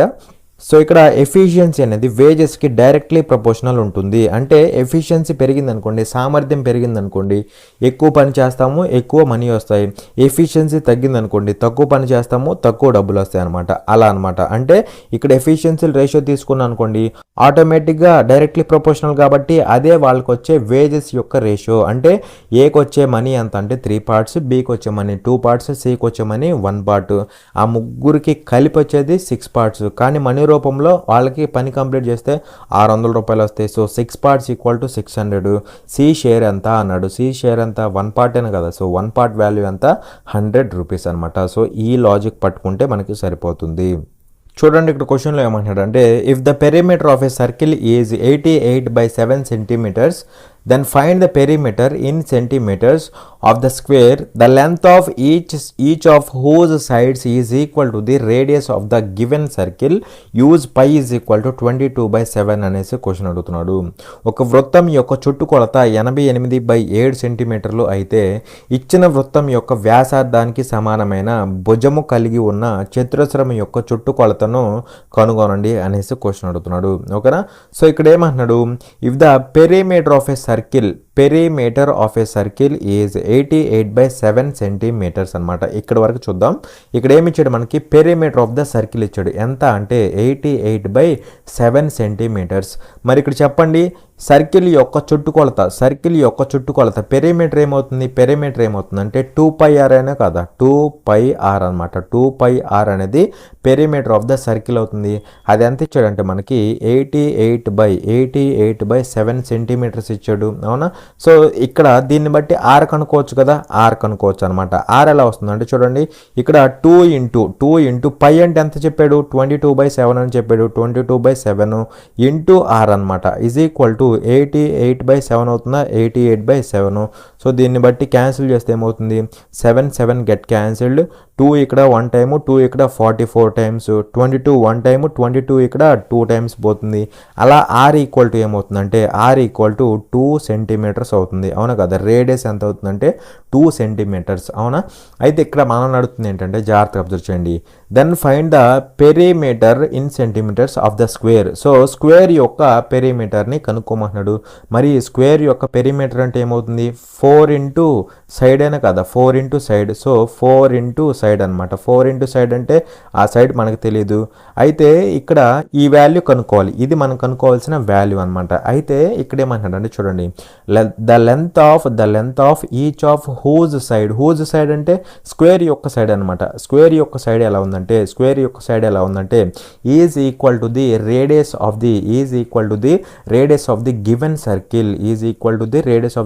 సర్కిల్. అంటే ఈ సైడ్ ఎలా ఉందంటే ఈ రేడియస్కి ఈక్వల్ అవుతుంది. Length of whose side is equal to the radius of the given circle అనమాట. సో సైడ్ ఎలా ఉందంటే రేడియస్కి ఈక్వల్ అవుతుంది. అంటే రేడియస్ అంటే 2 సెంటీమీటర్స్ కదా. సో ఇక్కడ సైడ్ కూడా ఏమవుతుంది, 2 సెంటీమీటర్స్ అవుతుంది. మనకు అనుకోవాల్సింది ఏంటంటే ఈ పెరిమీటర్ ఎంత అంటే 4 ఇంటూ సైడ్ అంటే సింపుల్గా ఎంత అవుతుంది, 4 into 2 centimetres that is 8 centimetres అవుతుంది అనమాట. సో అలా 8 సెంటీమీటర్స్ అనేది మనకి ఆన్సర్ అవుతుంది. అర్థమైందా. So this is the perimeter of the square అనమాట. ఇది కనుక్కుంటే సరిపోతుంది. చూడండి ఇక్కడ క్వశ్చన్లో ఏమంటున్నాడు అంటే ద వాల్యూ ఆఫ్ అనేసి మనకి ఇది ఇచ్చాడు అనమాట. దీని యొక్క వాల్యూ ఎంతో ఫైండ్ అవుట్ చేయమంటున్నాడు. ఇక్కడ ఇది ఒక మిక్స్డ్ ఫ్రాక్షన్ అనమాట. ఏంటి ఆ మిక్స్డ్ ఫ్రాక్షన్ అంటే చూడండి, స్క్వేర్ రూట్ ఆఫ్ 29 4/25 అనమాట. 29 4/25 అనేది ఇది ఒక మిక్స్డ్ ఫ్రాక్షన్ అనమాట. సో దీన్ని ఎలా రాసుకోవచ్చు, ఫ్రాక్షన్లో రాయాలంటే ఎలా రాసుకోవచ్చు అంటే 25 into 29 plus 4, 25 into 29 plus 4 divided by 25. అవునా కదా, డివైడెడ్ బై 25. సో ఇక్కడ దీన్ని ఎలా రాస్తానంటే చూడండి, 25 ఇంటూ 29 నేను 30 - 1గా రాసుకుంటా. అవునా కదా, ప్లస్ 4 ఇది పక్కన పడేసి ఇక్కడికి వాల్యూ ఎంత అవుతుంది, 25 ఇంటూ 30 అంటే 3 ఇంటూ 25 అంటే 3 ఇంటూ 25 అంటే 75 అవుతుంది. పక్కనే సున్నా కదా 750 మైనస్ 25 అవుతుంది. అవునా కదా, ప్లస్ 4 ఉంది, ప్లస్ 4 పెట్టేసాయి. ఇక్కడికి వాల్యూ ఎంత అవుతుంది, 725 అవుతుందా, 725 ప్లస్ 4 అంటే 729 అవుతుంది. అవునా కదా. సో అలా ఈ పైన ఉన్న వాల్యూ అంతా ఎంత అవుతుందంటే 729 అవుతుంది. Divided by 25. అవును కదా. సో ఇప్పుడు రూట్ అనేది స్ప్లిట్ చేస్తే ఏమవుతుంది, రూట్ 729 అంటే ఎంత అవుతుంది, 27 అవుతుంది రూట్లోంచి బయటకు వస్తే. అవును కదా. అలాగే రూట్ 25 అంటే 5 బయటకు వస్తుంది. నేను ఇక్కడ మనకి పాయింట్లో ఇచ్చాడు కాబట్టి నేను ఇక్కడ ఇంటూ 2/2 చేస్తున్నా, చేయొచ్చా లేదా. సో చేస్తే ఇక్కడ 27 ఇంటూ 2 అంటే 54 అవుతుందా, 54. అలాగే బైలో 10 ఉంటుంది, మరి బైలో 10 అంటే సింపుల్గా పాయింట్ పెట్టేయచ్చా లేదా. సో పాయింట్ పెట్టేస్తే 5.4 అవుతుంది అనమాట. సో 5.4 అనేది మనకి ఆన్సర్ అవుతుంది. చూడండి ఇక్కడ క్వశ్చన్లో ఏమంటున్నాడు అంటే find the curved surface area of a cylinder whose diameter of base is 14 metres and the height is 24 metres, use pi is equal to 22/7 అనేసి క్వశ్చన్ అడుగుతున్నాడు. 14 మీటర్ల ఆధారం యొక్క వ్యాసం మరియు 24 మీటర్ల ఎత్తు ఉన్న సిలిండర్ యొక్క వక్ర ఉపరితల వైశాల్యాన్ని కనుగొనండి అనేసి క్వశ్చన్ అడుగుతున్నాడు. ఓకేనా. సో ఇక్కడ మనల్ని ఏం కనుక్కోమంటున్నాడు, find the curved surface area of a cylinder, curved surface area of a cylinder అంటున్నాడు. సో సిలిండర్ యొక్క కర్వ్డ్ సర్ఫేస్ ఏరియాని ఫైండ్ అవుట్ చేయమంటున్నాడు. మరి సిలిండర్ యొక్క కర్వ్డ్ సర్ఫేస్ ఏరియా అనేది ఏమవుతుంది అంటే 2πRH అవుతుంది. ఏమవుతుంది, 2πRH అనేది curved surface area of the సిలిండర్కి ఈక్వల్ అవుతుంది. అవునా. అయితే ఇక్కడ చూడండి, ఇక్కడ 2 ఇంటూ పై అంటే 22/7 అని చెప్పాడు, ఇంటూ ఆర్ అంటే ఎంత ఉంది మనకి 14 అయినా కదా. సో 14 ఎవరైతే వేస్తారో వాళ్ళది రాంగ్ ఆప్షన్ అనమాట. ఇక్కడ ఎందుకంటే మనకి ఇచ్చింది ఏంటి, డయామీటర్, కానీ కంగారులో మనం ఏం చేస్తాం, 14 కనబడుతుంది కాబట్టి 14 పెట్టేస్తాం. 14 పెట్టకూడదు, ఎందుకంటే ఇక్కడ ఇచ్చింది డయామీటర్, మనకు కావాల్సింది ఏంటి, రేడియస్ అనమాట. రేడియస్ అంటే ఇక్కడ డయామీటర్ అంటే 2 టైమ్స్ ఆఫ్ రేడియస్. అవును కదా. సో 2r అనేది 14 మీటర్స్ అయితే ఆర్ అనేది ఏమవుతుంది, 7 మీటర్స్ అవుతుంది. ఆర్ అనేది ఏమవుతుంది, 7 మీటర్స్ అవుతుంది. ఇంటూ హెచ్ అనేది డైరెక్ట్గానే ఉంది, హెచ్ ఈక్వల్ టు 24, హైట్ అనేది 24 ఉంది. కాబట్టి ఇక్కడ ఇలా సబ్స్టిట్యూట్ చేస్తే మనకి ఆన్సర్ వస్తుంది. సో ఇక్కడ క్యాన్సిల్ చేస్తే ఏమవుతుంది అంటే చూడండి, క్యాన్సిల్ ఏమవుతుంది అంటే 7 గెట్ క్యాన్సిల్డ్. ఇక్కడ చూస్తే ఇది ఎంత అవుతుంది, 44 అవుతుందా, 44 ఇంటూ 24 అవుతుంది. అవునా కదా. అంటే ఇక్కడ మనకి వాల్యూ అనేది ఎలా ఉండాలంటే చూడండి, లాస్ట్ డిజిట్ వెరిఫై చేయండి. లాస్ట్ డిజిట్ వెరిఫై చేస్తే 4 4s ఇంటూ ఉంది కదా, 4 4s ఎంత అవుతుంది, 16. అంటే last digit should be 6. Last digit అనేది 6 ఉండాలి. మనకి ఇక్కడ 5 ఉంది, రాంగ్ ఆప్షన్. సో ఇక్కడ 5 ఉంది కాబట్టి రాంగ్ ఆప్షన్. ఇక్కడ 6 ఉంది, అలాగే ఇక్కడ 0 ఉంది, రాంగ్ ఆప్షన్. సో ఇక్కడ 6 ఉంది, ఇక్కడ 6 ఉంది. సో ఈ రెండింటికి ఆన్సర్స్ అవడానికి ఛాన్స్ ఉన్నాయి. అలాగే పోనీ డిజిటల్ సమ్ అప్లై చేద్దామంటే డిజిట్స్ సేమ్ ఉన్నాయి, డిజిట్స్ సేమ్ ఉన్నాయి కాబట్టి చేయలేము, ఇంకా నార్మల్గా కొట్టేయాల్సిందే. చూడండి 44 ఇంటూ 24, 44 ఇంటూ 24 అంటే ఏమవుతుంది, ఇక్కడ చూస్తే 4 4s 16, 1 క్యారీ, 4 4s 16, అది ఒక 1, 176 అవుతుంది. ఇంటూ 2 ఇంటూ 44 అంటే డైరెక్ట్గా 88 పెట్టేసేయచ్చు. సో 6 ఇక్కడ 15 అవుతుందా, ఇక్కడ 1 తీసుకో, 1 8 1 అంటే 10 అవుతుంది. సో 1056 అంటే ఇదిగోండి 1056 అనేది అది. సో ఇది కూడా క్యాన్సిల్ అయిపోతుంది. సో అలా 1056 స్క్వేర్ మీటర్స్ ఇక్కడ అన్ని మీటర్స్లో ఉన్నాయి, ఇక్కడ సెంటీమీటర్స్ వచ్చింది, వాట్ ఎవర్ ఇట్ మేబీ. ఇక్కడ 1056 మీటర్ స్క్వేర్ అనేది ఆన్సర్ అవుతుంది. ఇక్కడ అన్ని సెంటీమీటర్స్ ఇచ్చాడు, కరెక్ట్ చేసుకోండి, ఇవి మీటర్స్ అనమాట. ఓకేనా. సో అలా మనకి సెకండ్ ఆప్షన్ అనేది ఆన్సర్ అవుతుంది. చూడండి ఇక్కడ క్వశ్చన్లో ఏమంటాడు అంటే Rani's sister's age is 4 years more than her age, if her sister's age is 28 years then find Rani's age అనేసి క్వశ్చన్ అడుగుతున్నాడు. రాణి సోదరి వయసు ఆమె వయసు కంటే 4 సంవత్సరాలు ఎక్కువ, ఆమె సోదరి వయసు 28 సంవత్సరాలు అయితే రాణి వయసును కనుగొనండి అనేసి క్వశ్చన్ అడుగుతున్నాడు. ఇక్కడ ఏమంటున్నాడు, రాణీస్ సిస్టర్స్ ఏజ్ అంటున్నాడు, అంటే రాణి వాళ్ళ సిస్టర్ యొక్క ఏజ్, రాణి వాళ్ళ సిస్టర్ యొక్క ఏజ్, సిస్టర్ యొక్క ఏజ్ కాబట్టి ఎస్ అనుకుందాం. సో ఈమె యొక్క ఏజ్ ఎలా ఉందంటే, సిస్టర్ యొక్క ఏజ్ ఎలా ఉందంటే is 4 years more than her age. Her age అంటే రాణి యొక్క ఏజ్ అనమాట. Rani's sister's age is 4 years more than her age. Her అంటే ఇక్కడ రాణి అనమాట. ఓకేనా. సో సిస్టర్ ఏజ్ ఎలా ఉందంటే రాణి ఏజ్ కంటే 4 years ఎక్కువ ఉందన్నమాట. రాణి ఏజ్ కంటే 4 years ఎక్కువ ఉంది.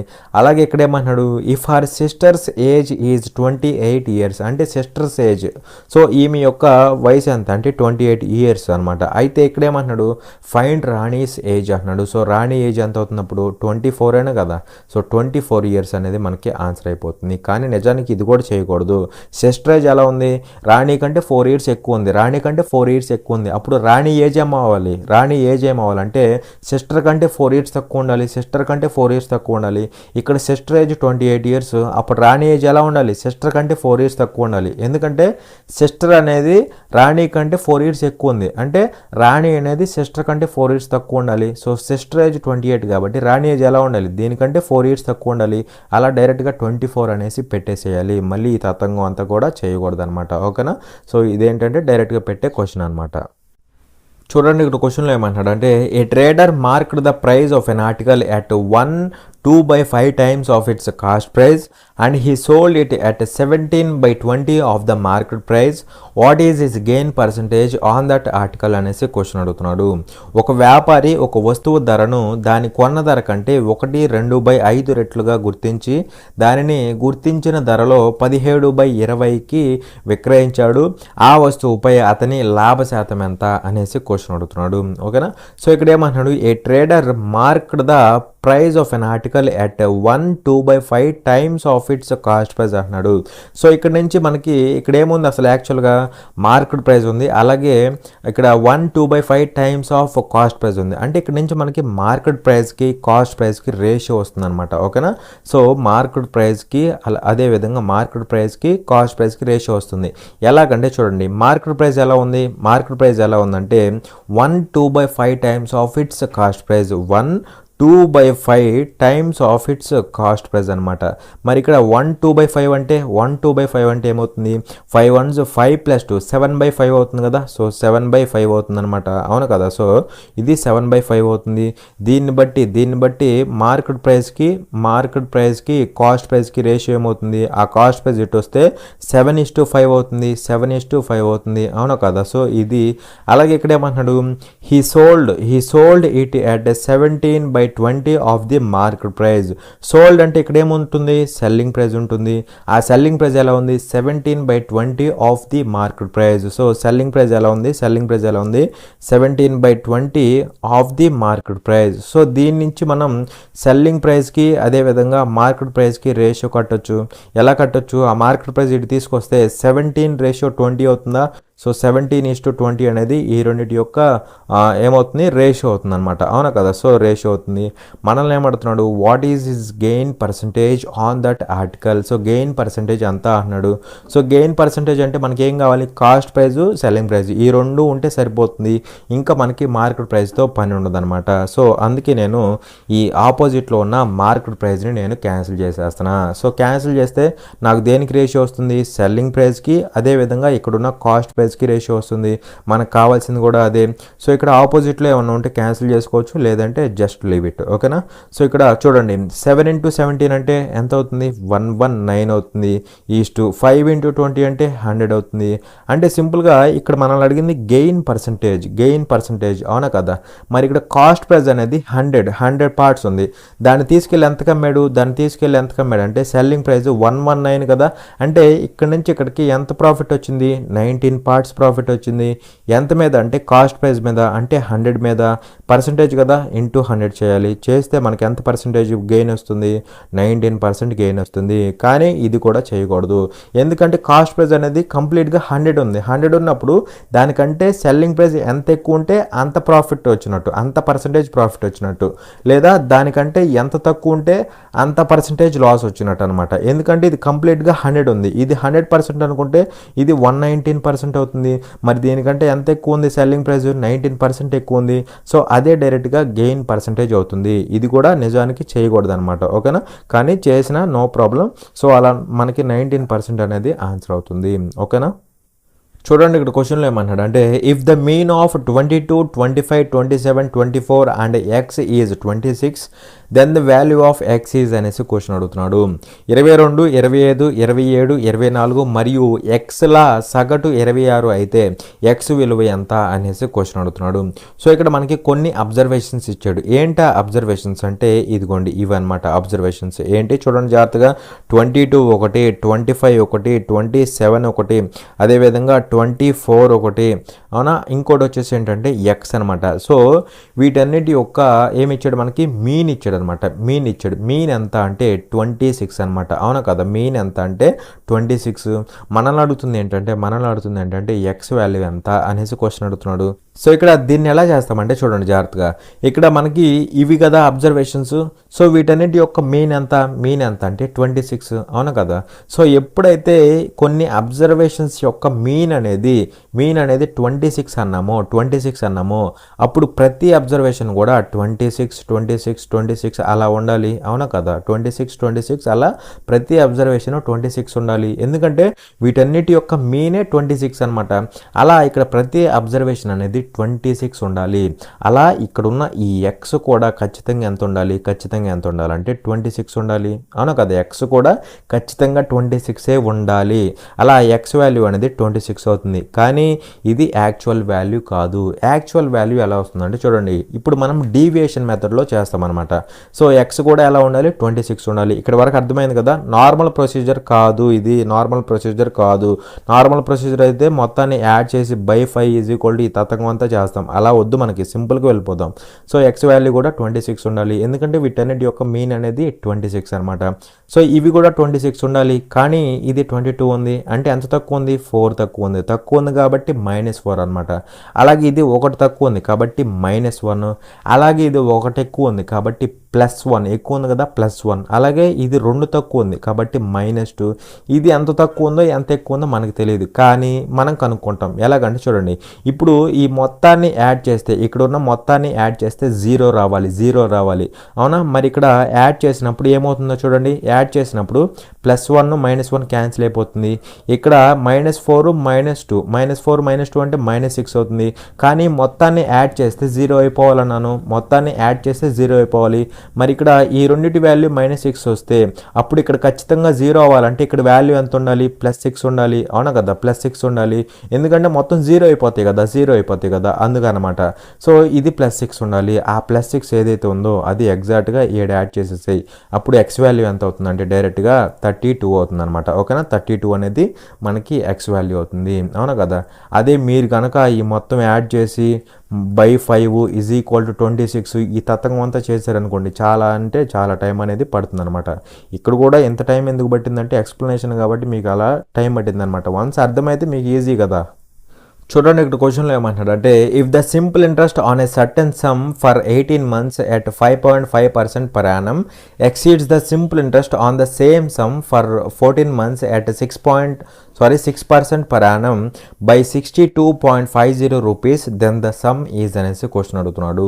ఒక నిర్దిష్ట మొత్తంపై 18 నెలలకు సంవత్సరానికి 5.5% చొప్పున సాధారణ వడ్డీ, అదే మొత్తంపై 14 నెలలకు సంవత్సరానికి 6% చొప్పున సాధారణ వడ్డీ కంటే 62.50 రూపాయలు ఎక్కువగా ఉంటే అసలు ఎంత అనేసి క్వశ్చన్ అడుగుతున్నాడు. ఓకేనా. ఇక్కడ ఏమంటున్నాడు, if the simple interest so simple interest అంటే మీ అందరికీ తెలిసిందే, అది కాన్స్టెంట్గా ఉంటుంది. అంటే ఫస్ట్ ఇయర్ 5% వస్తే నెక్స్ట్ ఇయర్ కూడా ఎలా 5%, ఆ నెక్స్ట్ ఇయర్ కూడా ఎలా 5% అనమాట. సో ఇది అనమాట కాన్స్టెంట్ అంటే మీనింగ్. ఓకేనా. సో ఇది సింపుల్ ఇంట్రెస్ట్కి సంబంధించి. అయితే ఇక్కడ ఏమంటున్నాడు, if the simple interest on a certain some for 18 months at 5.5% per annum exceeds the simple interest on the same sum for 14 months at 6% per annum by 62.50 rupees అనమాట. అయితే మనల్ని ఏం అడుగుతున్నాడు అంటే సమ్ అడుగుతున్నాడు అనమాట. అంటే ఇక్కడ సింపుల్గా దీని మీనింగ్ ఏంటంటే కొంత ప్రిన్సిపల్ ఉంది, అది ఇక్కడ అంతే ఉంది, ఇక్కడ అంతే ఉంది, ఎందుకంటే సేమ్ సమ్ అనమాట. రెండు కేసుల్లో ప్రిన్సిపల్ అనేది సేమ్ అనమాట, అవునా.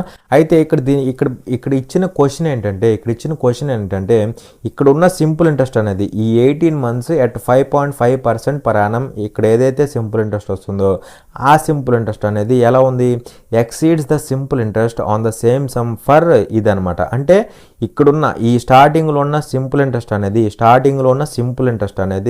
ఇక్కడున్న సింపుల్ ఇంట్రెస్ట్ కంటే ఎంత ఎక్కువ ఉందంటే ఎక్సీడ్స్ కదా, ఎక్కువ ఉందన్నమాట. ఎంత ఎక్కువ ఉందంటే 62.50 రూపీస్ అనమాట. అంటే సింపుల్గా ఈ రెండింటి మధ్య డిఫరెన్సే ఈ రూపీస్ అనమాట. ఈ రెండింటి మధ్య డిఫరెన్సే ఈ రూపీస్ అనమాట. ఎందుకంటే ఇప్పుడు సపోజ్ 5 అనేది 2 కంటే ఎంత ఎక్కువ అంటే మీరేం చెబుతారు, 3 ఎక్కువ అని చెబుతారు. 5 అనేది 2 కంటే ఎంత ఎక్కువ ఎక్కువ అంటే 3 అని చెబుతారు.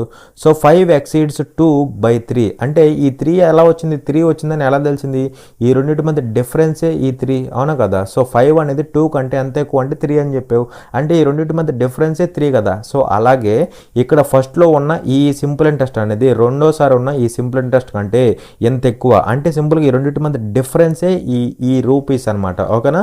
సో ఆ పాయింట్ పట్టుకుంటే మనకి ఆన్సర్ అయిపోతుంది, అర్థమైందా. సో సింపుల్ క్వశ్చనే, జాగ్రత్తగా అబ్జర్వ్ చేయండి, అవునా. సో ఇప్పుడు ఫస్ట్ సింపుల్ ఇంట్రెస్ట్ ఎంత అవుతుందంటే ఇక్కడ 5.5% పర్ యానం అంటే మీనింగ్ ఏంటి, 1 ఇయర్కి ఎంత పర్సెంట్ వస్తుంది, 5.5% వస్తుంది, అవునా కదా. 1 ఇయర్కి ఎంత ఇంట్రెస్ట్ వచ్చింది అంటే 5.5% వచ్చింది.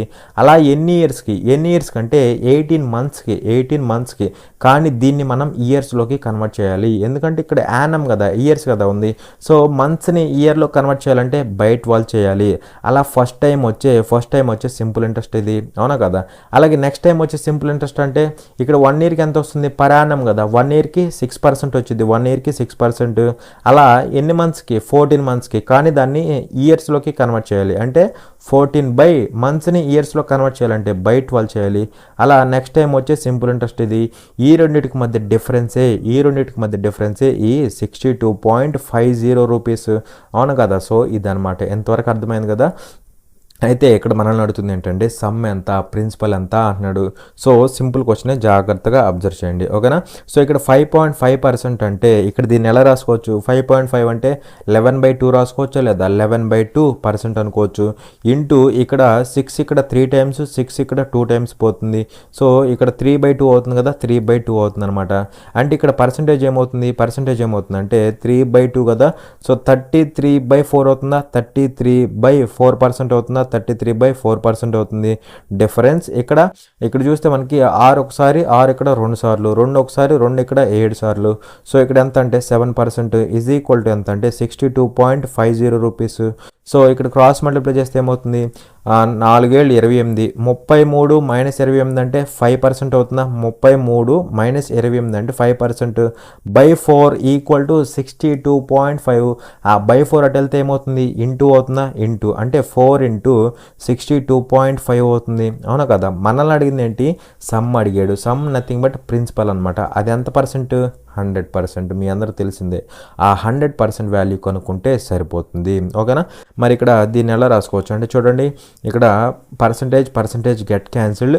ఇంకా సింపుల్ చెప్పాలంటే ఇదేమవుతుంది, ఇంటూ 20 అవుతుంది, అంటే ఇది కూడా ఏమవ్వాలి, ఇంటూ 20 అవ్వాలి. 20 అంటే 10 × 2 అని రాసుకోవచ్చు కదా, 10 × 2, అవునా. 2 × 4 అంటే 8 అవుతుంది, 8 × 10 × 62.5, 10 × 62.5 అంటే ఎంత అవుతుంది, 625 అవుతుంది. మరి ఇక్కడ 8 × 625 అంటే ఏమవుతుందంటే 8 × 1 మినిట్ 8 × 625, 8 × 625 అంటే వాల్యూ ఎంత అవుతుంది, 8 5 40, 4 క్యారీ, 8 2 16, 4 అంటే 20 అవుతుంది, 0 2 క్యారీ, 8 6 48, 2 ఎంత అవుతుంది, 50 అవుతుందా. సో 5000 అనేది మనకి ఏమవుతుందంటే ప్రిన్సిపల్ అవుతుంది, 5000 అనేది ప్రిన్సిపల్ అవుతుంది, అర్థమైందా. ఇక్కడ మీకు తెలియాల్సిందే, ఈ రెండింటికి మధ్య డిఫరెన్సే ఈ మనీ, అది తెలిస్తే మనకి ఆన్సర్ అనేది అయిపోతుంది అనమాట. చూడండి ఇక్కడ క్వశ్చన్లో ఏమన్నాడు అంటే which of the following numbers is divisible by both 7 and 11 అనేసి క్వశ్చన్ అడుగుతున్నాడు. కింది సంఖ్యలలో ఏది 7 మరియు 11 రెండింటి ద్వారా భాగించబడుతుంది అనేసి క్వశ్చన్ అడుగుతున్నాడు. సో ఇక్కడ మనకి కొన్ని నెంబర్స్ ఇచ్చాడు కదా, ఈ నెంబర్స్లో ఏది ఈ రెండింటి చేత డివిజిబుల్ అవుతుంది అంటే 7 చేత డివిజిబుల్ అవ్వాలి, అదేవిధంగా 11 చేత కూడా డివిజిబుల్ అవ్వాలి, అంటే ఈ రెండింటి చేత డివిజిబుల్ అవ్వాలి. అలాంటి నెంబర్ ఏంటి అనేసి క్వశ్చన్ అడుగుతున్నాడు. ఫస్ట్ మనం 11 యొక్క డివిజిబిలిటీ రూల్ చెక్ చేద్దాం. సో 11 యొక్క డివిజిబిలిటీ రూల్ ఏంటి చూడండి, ఈవెన్ ప్లేసెస్లో లేదా ఫస్ట్ ఆడ్ ప్లేసెస్లో ఉన్న డిజిట్స్ని యాడ్ చేయండి. ఎంత అవుతుంది, 10 అవుతుందా, 2 + 8 10 అవుతుంది. అలాగే ఈవెన్ ప్లేసెస్లో ఉన్న డిజిట్స్ని యాడ్ చేయండి, 6 + 4 ఎంత అవుతుంది, 10 అవుతుంది. ఇప్పుడు ఈ రెండింటి మధ్య డిఫరెన్స్ తీసుకోండి, ఎంత అవుతుంది అంటే 10కి డిఫరెన్స్ అంటే 0 అవుతుంది. మరి ఇక్కడ ఆ డిఫరెన్స్ అనేది 0 కానీ లేదా 11 మల్టిపుల్ కానీ అయిందనుకోండి, 0 కానీ 11 మల్టిపుల్ కానీ అయిందనుకోండి, అప్పుడు ఆ కంప్లీట్ నెంబర్ అనేది 11 చేత డివిజిబుల్ అవుతుంది. మరి ఇక్కడ 0 వచ్చింది కాబట్టి ఈ కంప్లీట్ నెంబర్ అనేది 11 చేత డివిజిబుల్ అవుతుంది, అవునా కదా. అలాగే ఇక్కడ అన్నిటికి చూడండి 11 డివిజిబిలిటీ రూల్. నెక్స్ట్ ఇక్కడ చూస్తే 2 3 8 అవుతుందా, 8 అవుతుంది. సో 2 3 8 అవుతుంది, 5 4 9 అవుతుంది. డిఫరెన్స్ ఎంత ఉండాలి, 0 కానీ 11 కానీ ఉండాలి. మరి ఇక్కడ డిఫరెన్స్ అనేది 0 కానీ 11 కానీ ఉంటుందా, ఇక్కడ డిఫరెన్స్ 1 అవుతుంది. 1 అవుతుంది కాబట్టి ఇది రాంగ్ ఆప్షన్ అయిపోతుంది అనమాట. అర్థమైందా? సో ఇది సెకండ్ ఆప్షన్ అనేది రాంగ్ ఆప్షన్ అయిపోతుంది అనమాట. ఎందుకంటే 11 చేతే అవ్వట్లేదు, అలాంటప్పుడు ఇంకా 7 చేత అయినా అవ్వకపోయినా మనకు అనవసరం, రెండింటి చేత అయితేనే మనకి ఆన్సర్ అవుతుంది. సో 11 చేత అవ్వట్లేదు కాబట్టి ఇది ఫెయిల్ అయిపోతుంది. అలాగే ఇక్కడ చూడండి, ఆడ్ ప్లేసెస్లో ఉన్నవి యాడ్ చేయండి, ఎంత అవుతుంది, 4 అవుతుంది. ఈవెన్ ప్లేసెస్లో ఉన్నవి యాడ్ చేయండి, ఎంత అవుతుంది, 4 అవుతుంది. సో డిఫరెన్స్ ఎంత అంటే 0. మరి 0 కానీ 11 యొక్క మల్టిపుల్ కానీ వస్తే అది ఖచ్చితంగా 11 చేత డివిజిబుల్ అవుతుంది, అవునా కదా? సో అది నెక్స్ట్ ఇక్కడ చూస్తే 8 ఆడ్ ప్లేసెస్లో ఉన్నవి 8 అవుతుంది. అలాగే ఈవెన్ ప్లేసెస్లో ఉన్నవి యాడ్ చేస్తే 8 అవుతుంది. వీటి మధ్య డిఫరెన్స్ ఎంత అంటే 0. సో 0 కానీ 11 మల్టిపుల్ కానీ అయితే ఏమవుతుంది, 11 చేత డివిజిబుల్ అవుతుంది. సో అలా ఈ మూడు 11 చేత డివిజిబుల్ అవుతాయి. కానీ 11 చేత డివిజిబుల్ అయ్యేవి కాదు, 7 చేత కూడా డివిజిబుల్ అవ్వాలి. అంటే ఈ మూడింటిని మళ్ళీ 7 చేత డివైడ్ చేసి చూడాలి. చూస్తే ఏదైతే సెట్ అవుతుందో అదే మనకు ఆప్షన్ అవుతుంది. ఇది ఆల్రెడీ కంప్లీట్గా ఎలిమినేట్ అయిపోయింది, 11 చేత అవ్వట్లేదు కాబట్టి. సో ఇప్పుడు 2684ని 7 చేత డివైడ్ చేయి. 7 చేత డివైడ్ చేస్తే 7 3 21, 7 3 21, 58 అవుతుంది. 7 8 56, 7 8 56, 2 మిగులుతుంది, 24 అవుతుంది. 24లో 7 పోదు కదా, రాంగ్ ఆప్షన్, అంటే ఇది ఫెయిల్ అయిపోయింది. నెక్స్ట్ 3014 తీసుకో, 3014 డివైడెడ్ బై 7 చేస్తే 7 4 28, 28, సో 21 అవుతుంది. 7 3 21, ఇక్కడ క్యాన్సిల్ అయిపోయింది, 0 4 అనమాట, అవునా? సో 0 4 అంటే 4లో పోదు కాబట్టి రాంగ్ ఆప్షన్. అలా ఇది కూడా ఫెయిల్ అయిపోతుంది. ఇంకా మిగిలిపోయింది ఇదే కాబట్టి ఇదే మనకు ఆన్సర్ అవుతుంది. మళ్ళీ దీన్ని కూడా చెక్ చేసే వాళ్ళు ఉంటారు, ఎందుకు టైం ఒక్క 3 పోయినాయి కదా, 3 పోయినప్పుడు మిగిలింది ఇదే కదా. సో 1771 అనేది డైరెక్ట్గా ఆన్సర్ అయిపోతుంది.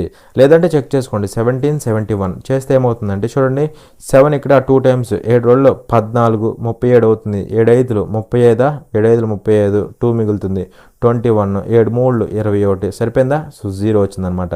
కాబట్టి ఇది 11 చేత డివిజిబుల్ అవుతుంది, అదేవిధంగా 7 చేత కూడా డివిజిబుల్ అవుతుంది. అర్థమైందా? సో ఈ విధంగా అయితే సాల్వ్ చేసుకోవాలి.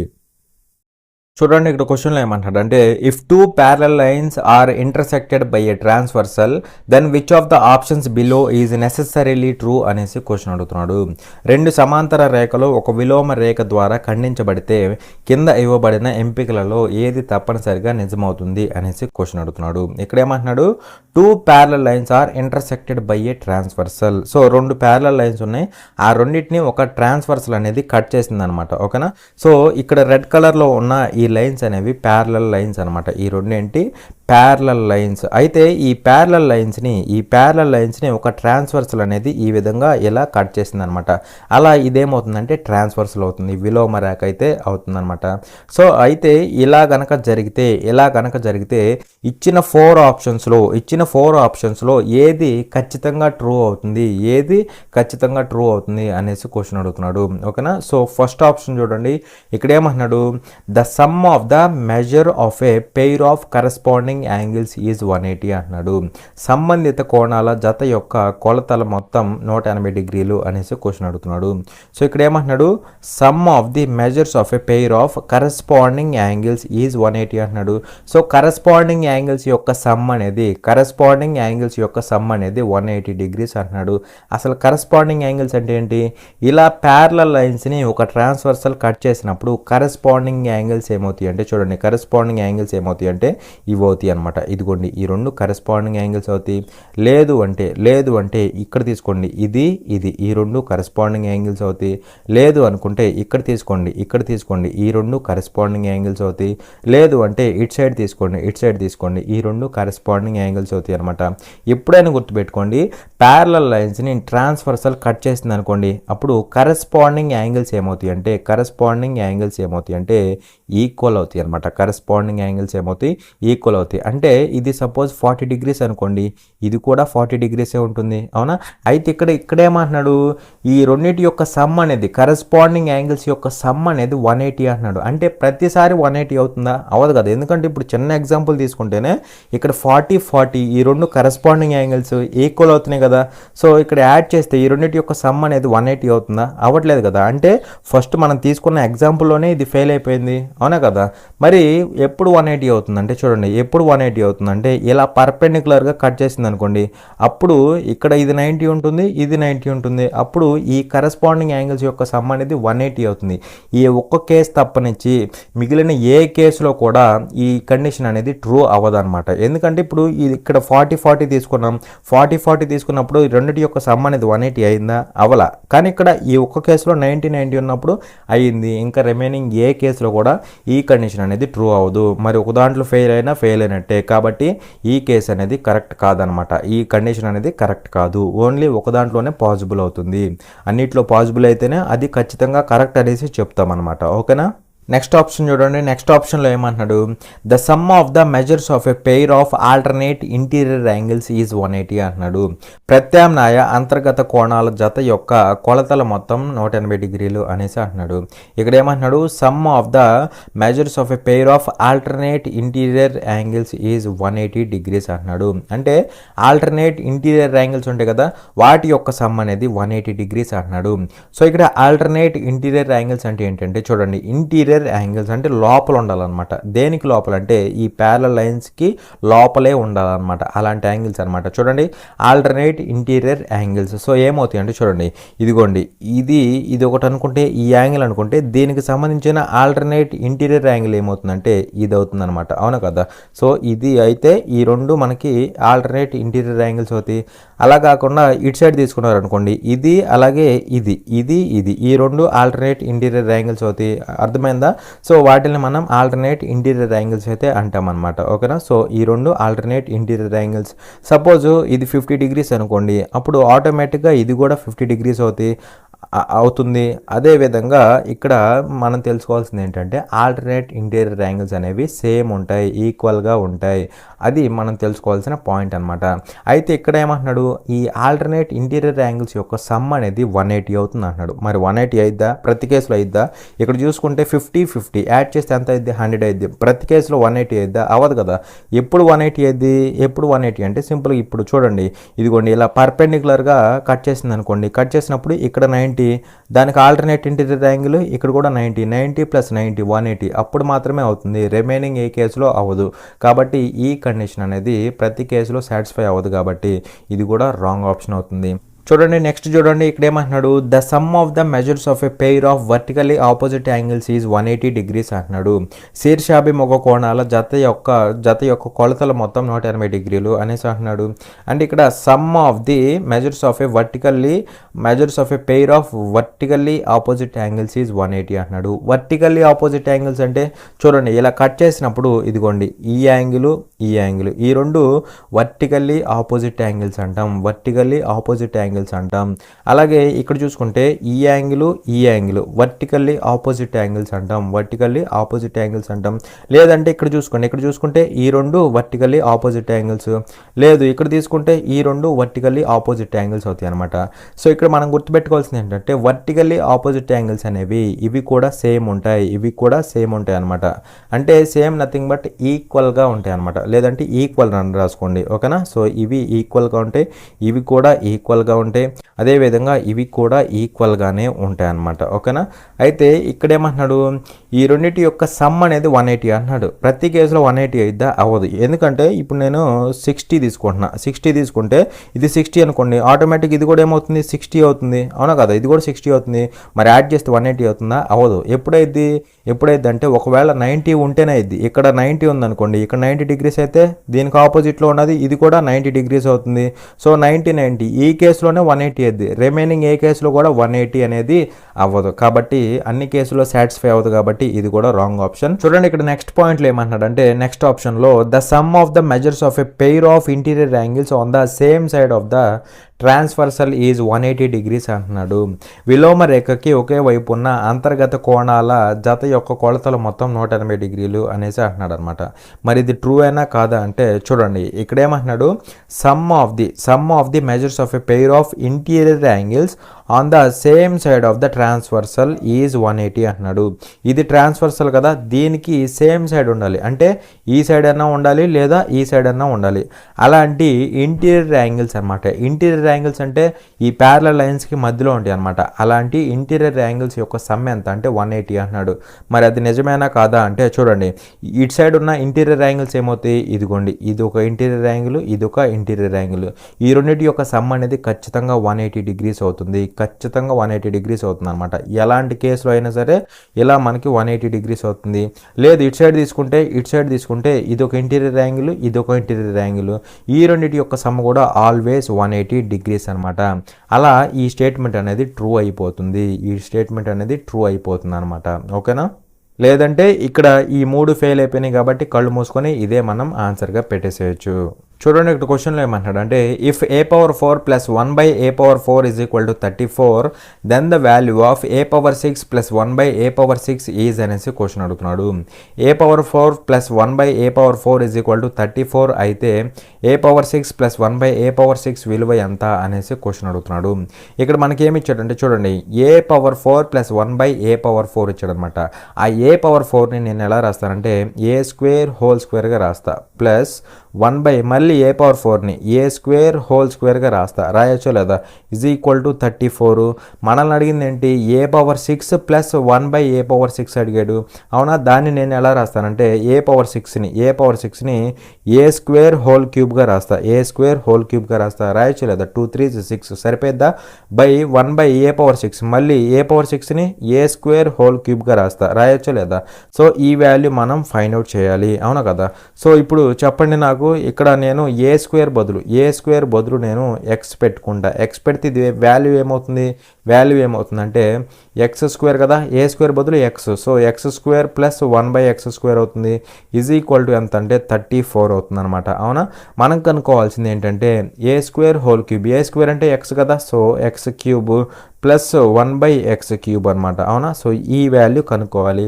సో ఇక్కడ మనకు ఒక రిలేషన్ ఉంది, x³ ప్లస్ 1/x³ అంటే వాల్యూ ఏమవుతుందంటే చూడండి, x plus 1/x into x² plus 1/x² plus 1/x² minus 1 అవుతుంది అనమాట వాల్యూ. ఇది నేను కొత్తగా ఎక్కడి నుంచి తెచ్చింది కాదు.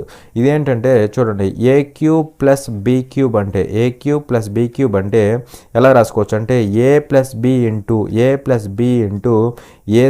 ప్లస్ b² మైనస్ ab అనమాట, మైనస్ ab. సో సబ్స్టిట్యూట్ చేసుకుంటే మీకు ఎలా వచ్చిందో మీకే అర్థమైపోతుంది. ఓకేనా? సో ఇది గుర్తుపెట్టుకోండి. ఓకేనా? సో చూడండి, ఇప్పుడు మనకు కావాల్సింది ఏంటి, x ప్లస్ 1/x కావాలి, x ప్లస్ 1/x. అలాగే x² ప్లస్ 1/x² ఉంది ఇక్కడ, x² ప్లస్ 1/x² ఇక్కడ ఉంది. కానీ మనం కనుక్కోవాల్సింది ఏంటి, x ప్లస్ 1/x. సో ఎలా కనుక్కుంటామంటే జాగ్రత్తగా అబ్జర్వ్ చేయండి. ఇక్కడ దీన్ని ఎలా రాసుకోవచ్చు అంటే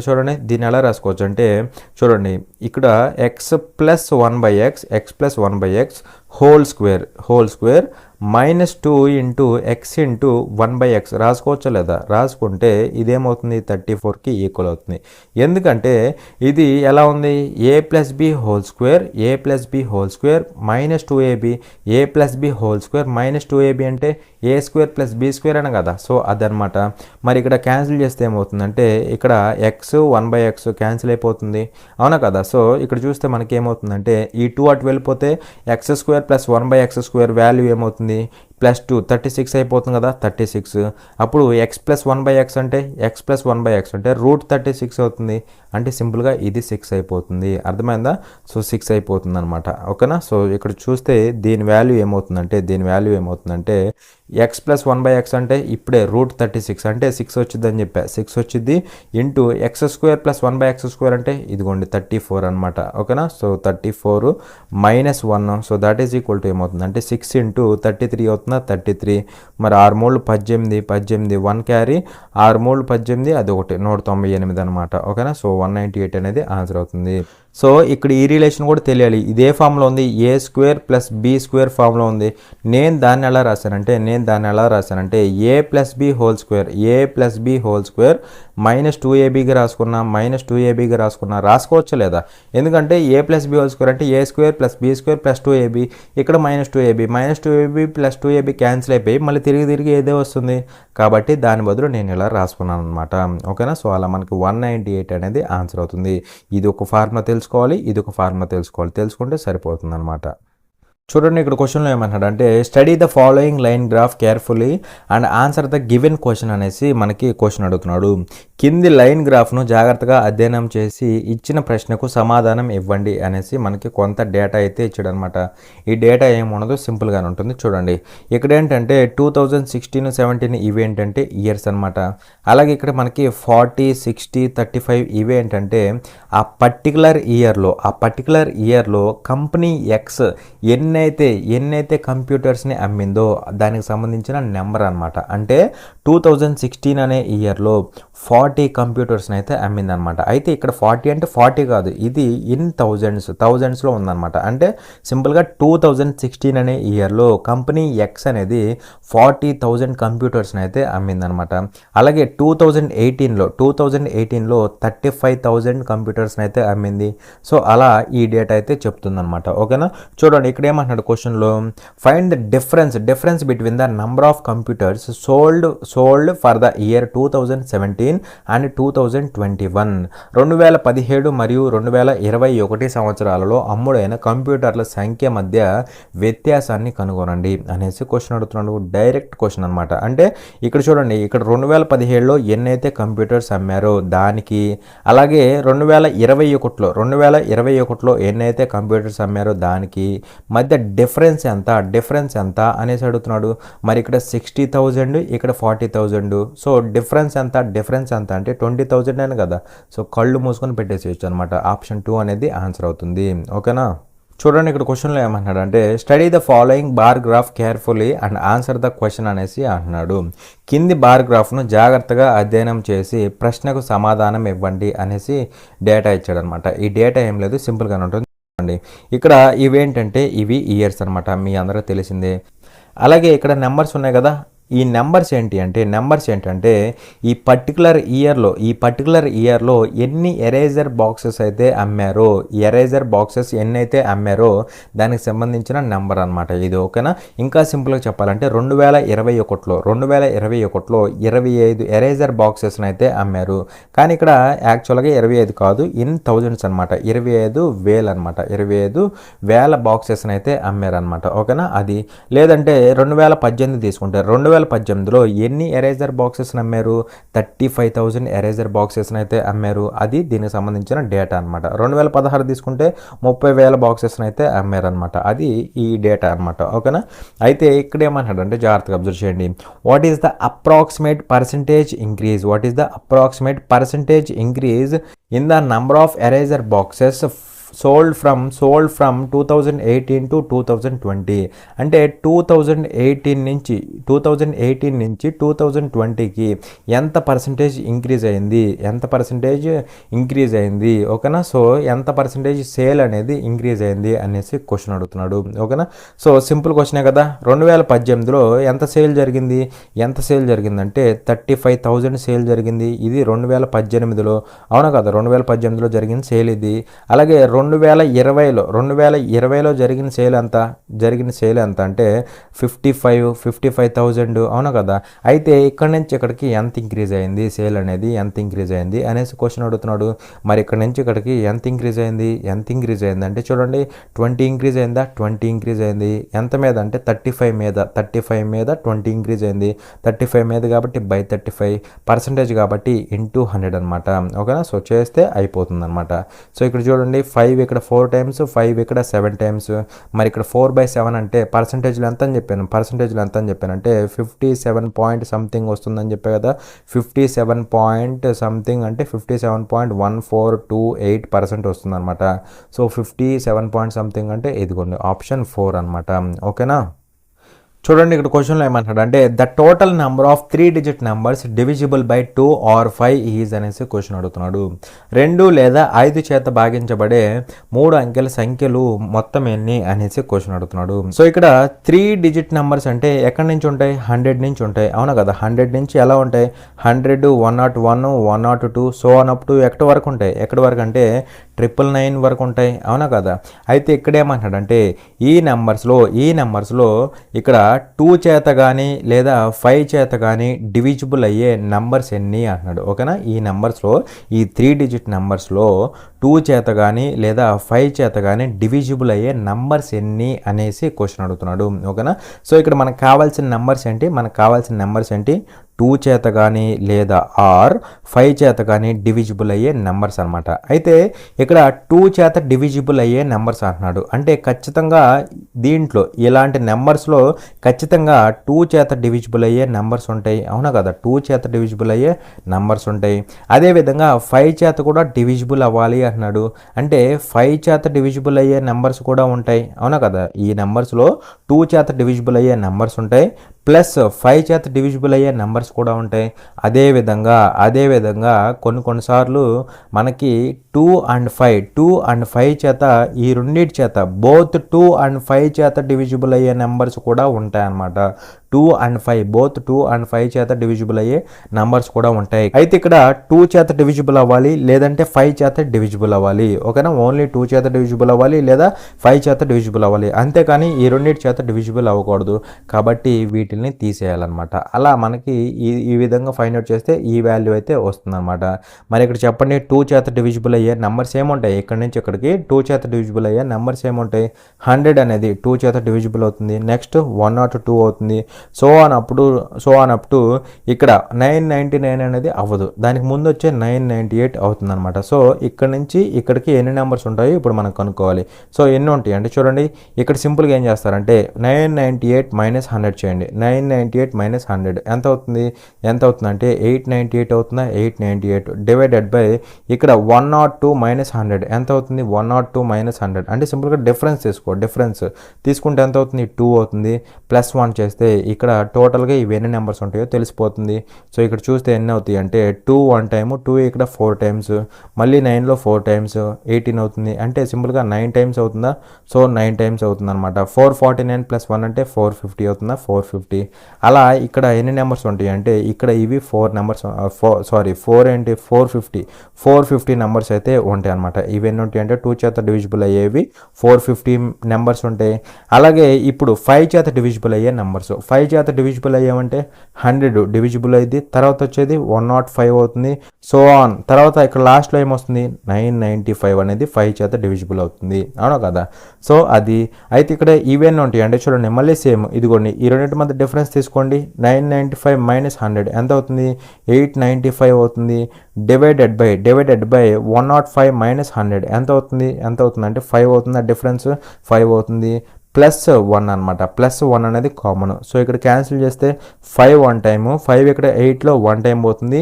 39 అవుతుందా? 39 అవుతుంది. అంటే 5 7s 35, ఇంకా 4 మిగులుతుంది 45 అవుతుంది. 45 అంటే 5 అనేది 9 టైమ్స్ పోతుంది. సో 179 ప్లస్ 1 అంటే 180. అలా 5 చేత డివిజిబుల్ అయ్యే నెంబర్స్ ఎన్ని ఉంటాయి అంటే 5 చేత డివిజిబుల్ అయ్యే నెంబర్స్ అనేవి 180 ఉంటాయి. మైనస్ ఇక్కడ 2 and 5 చేత డివిజిబుల్ అయ్యే నెంబర్స్ అంటే ఆ రెండింటి యొక్క ఎల్సిఎం అయిన 10 చేత డివిజిబుల్ అయ్యే నెంబర్స్ అనమాట, ఓకేనా. సో మరి 10 చేత డివిజిబుల్ అయ్యే నెంబర్స్ ఎన్ని ఉంటాయంటే చూడండి 10 చేత డివిజిబుల్ అయ్యేది 100 డివిజిబుల్ అవుతుంది, 110 డివిజిబుల్ అవుతుంది. సో ఆన్ అప్ టు లాస్ట్ది ఏమవుతుంది? 990 అవుతుంది అనమాట. సో ఇవి ఎన్ని ఉంటాయి అంటే చూడండి 990 మైనస్ 100 అంటే 890 అవుతుంది. డివైడెడ్ బై 110 మైనస్ 100 ఎంత అవుతుంది? 10 అవుతుందా? అవునా కదా, 10 అవుతుంది. ప్లస్ 1 అనమాట. 0 గెట్ క్యాన్సిల్. 89 ప్లస్ 1 అంటే 90 అవుతాయి అనమాట, అవునా కదా. సో అలా ఇక్కడ 2 and 5 చేత డివిజిబుల్ అయ్యే నెంబర్స్ ఎన్ని అవుతాయి అంటే 2 and 5 చేత డివిజిబుల్ అయ్యే నెంబర్స్ ఎన్ని అవుతాయి అంటే 90 అవుతాయి అనమాట. సో ఇక్కడ ఫైనల్గా టోటల్గా ఎన్ని అవుతాయి అంటే 450 ప్లస్ 180 మైనస్ 90 అంటే 90 అవుతుంది. సో టోటల్గా ఎన్ని అవుతాయి అంటే 540 అవుతాయి అనమాట. 540 అవుతాయి అనమాట. సో దట్ ఈజ్ ఆప్షన్ 1 అనమాట.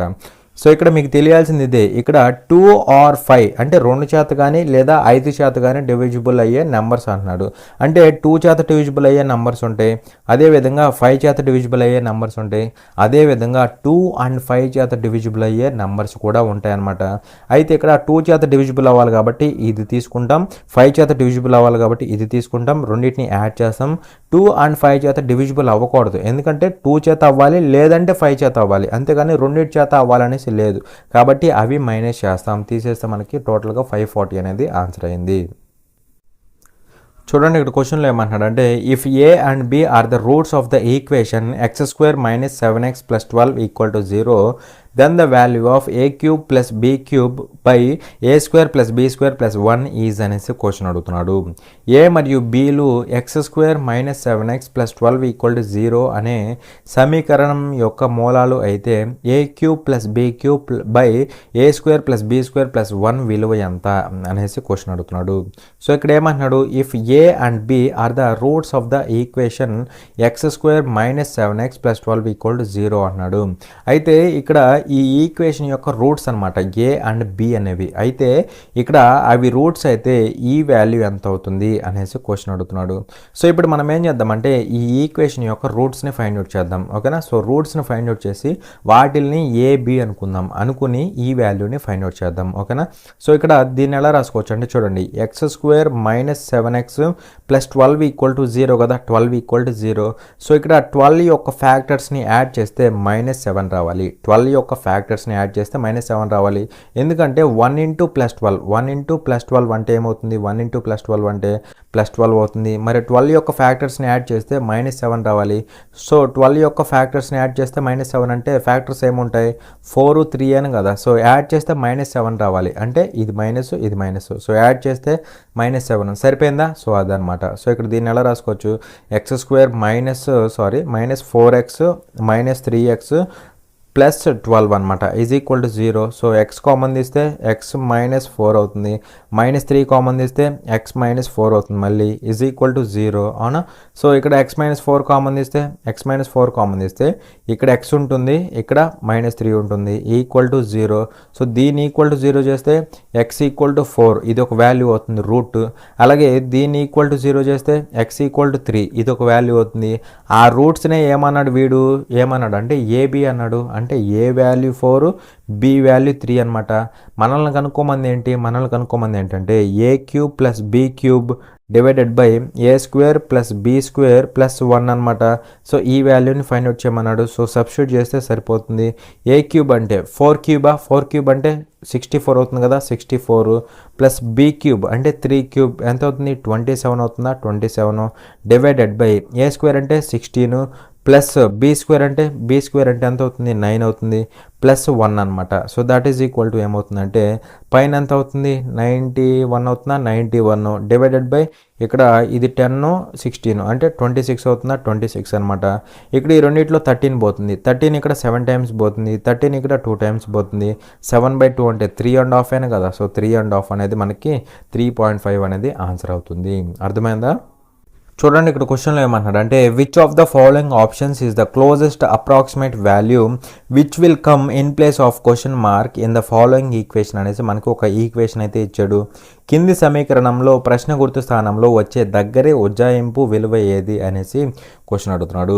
సో ఇక్కడ ఈ వాల్యూ యొక్క అప్రాక్సిమేట్ వాల్యూని ఫైండ్ అవుట్ చేయమంటున్నాడు. ఇచ్చిన వాల్యూ యొక్క అప్రాక్సిమేట్ వాల్యూని అయితే ఫైండ్ అవుట్ చేయమంటున్నాడు. వాడే క్లియర్గా చెప్తున్నాడు కదా అప్రాక్సిమేట్ వాల్యూని ఫైండ్ అవుట్ అప్రాక్సిమేట్ వాల్యూ కనుక్కోండి అనేసి చెప్తున్నాడు కదా. సో చూడండి అప్రాక్సిమేట్ కాబట్టి 11.998 ఉంది, దాన్ని నేను 12 అనుకుంటా. డివైడెడ్ బై 2.008 ఉంది అంటే 2 అనుకోవచ్చు కదా, ఇంటూ 3.991 ఉంది అంటే 4 అనుకోవచ్చు కదా. అలాగే ఇక్కడ ప్లస్ ఇది 14.9929 ఉంది అంటే సింపుల్గా 15 అనుకోవచ్చు కదా, 15 మైనస్ 10.002 ఉంది అంటే ఇది 10 అనుకోవచ్చు అనమాట. సో దీనికి వాల్యూ కనుక్కుంటే సరిపోతుంది అనమాట. ఓకేనా. సో ఇప్పుడు మనం ఫాలో అవ్వాల్సింది ఏంటి అంటే బాడ్మాస్ రూల్, అవునా కదా. బాడ్మాస్ రూల్ని మనం ఎట్టి పరిస్థితుల్లో మిస్ చేయకూడదు, ఇది ఫాలో అవ్వాల్సిందే, అవునా. సో బాడ్మాస్లో బి అంటే బ్రాకెట్స్ లేవు తీసేసి, ఆఫ్ కూడా లేదు తీసేసి, తర్వాత డివిజన్ ఉంది. సో ఫస్ట్ డివిజన్ని సాల్వ్ చేయాలి. మరి ఇక్కడ 12 డివైడెడ్ బై 2 అంటే 12 డివైడెడ్ బై 2 అంటే ఎంత అవుతుంది? వాల్యూ 6 అవుతుంది. అవునా కదా, 6 అవుతుంది. సో డివిజన్ అయిపోయింది. నెక్స్ట్ మల్టిప్లికేషన్ ఉంది. ఇదిగోండి 6 ఇంటూ 4 మల్టిప్లికేషన్ ఎంత అవుతుంది? 6 ఇంటూ 4 అంటే వాల్యూ ఎంత అవుతుంది? 24 అవుతుంది. అవునా కదా. ఇక్కడ ఎందుకంటే ఇది పోయిన తర్వాత దాన్ని రీప్లేస్ చేసి నేను ఇలా రాస్తాను, మీకు కన్ఫ్యూజన్గా ఉండకూడదని. ఓకేనా. సో చూడండి, నెక్స్ట్ డివిజన్ అయిపోయింది. తర్వాత ఎడిషనే కదా, 24 ప్లస్ 15 మైనస్ 10. సో 15 మైనస్ 10 అంటే 5 అవుతుంది. 24 ప్లస్ 5 అంటే ఎంత అవుతుంది? 29 అవుతుంది. అలా ఈ టోటల్ వాల్యూకి అప్రాక్సిమేట్ వాల్యూ ఏమవుతుందంటే 29 అవుతుంది అనమాట.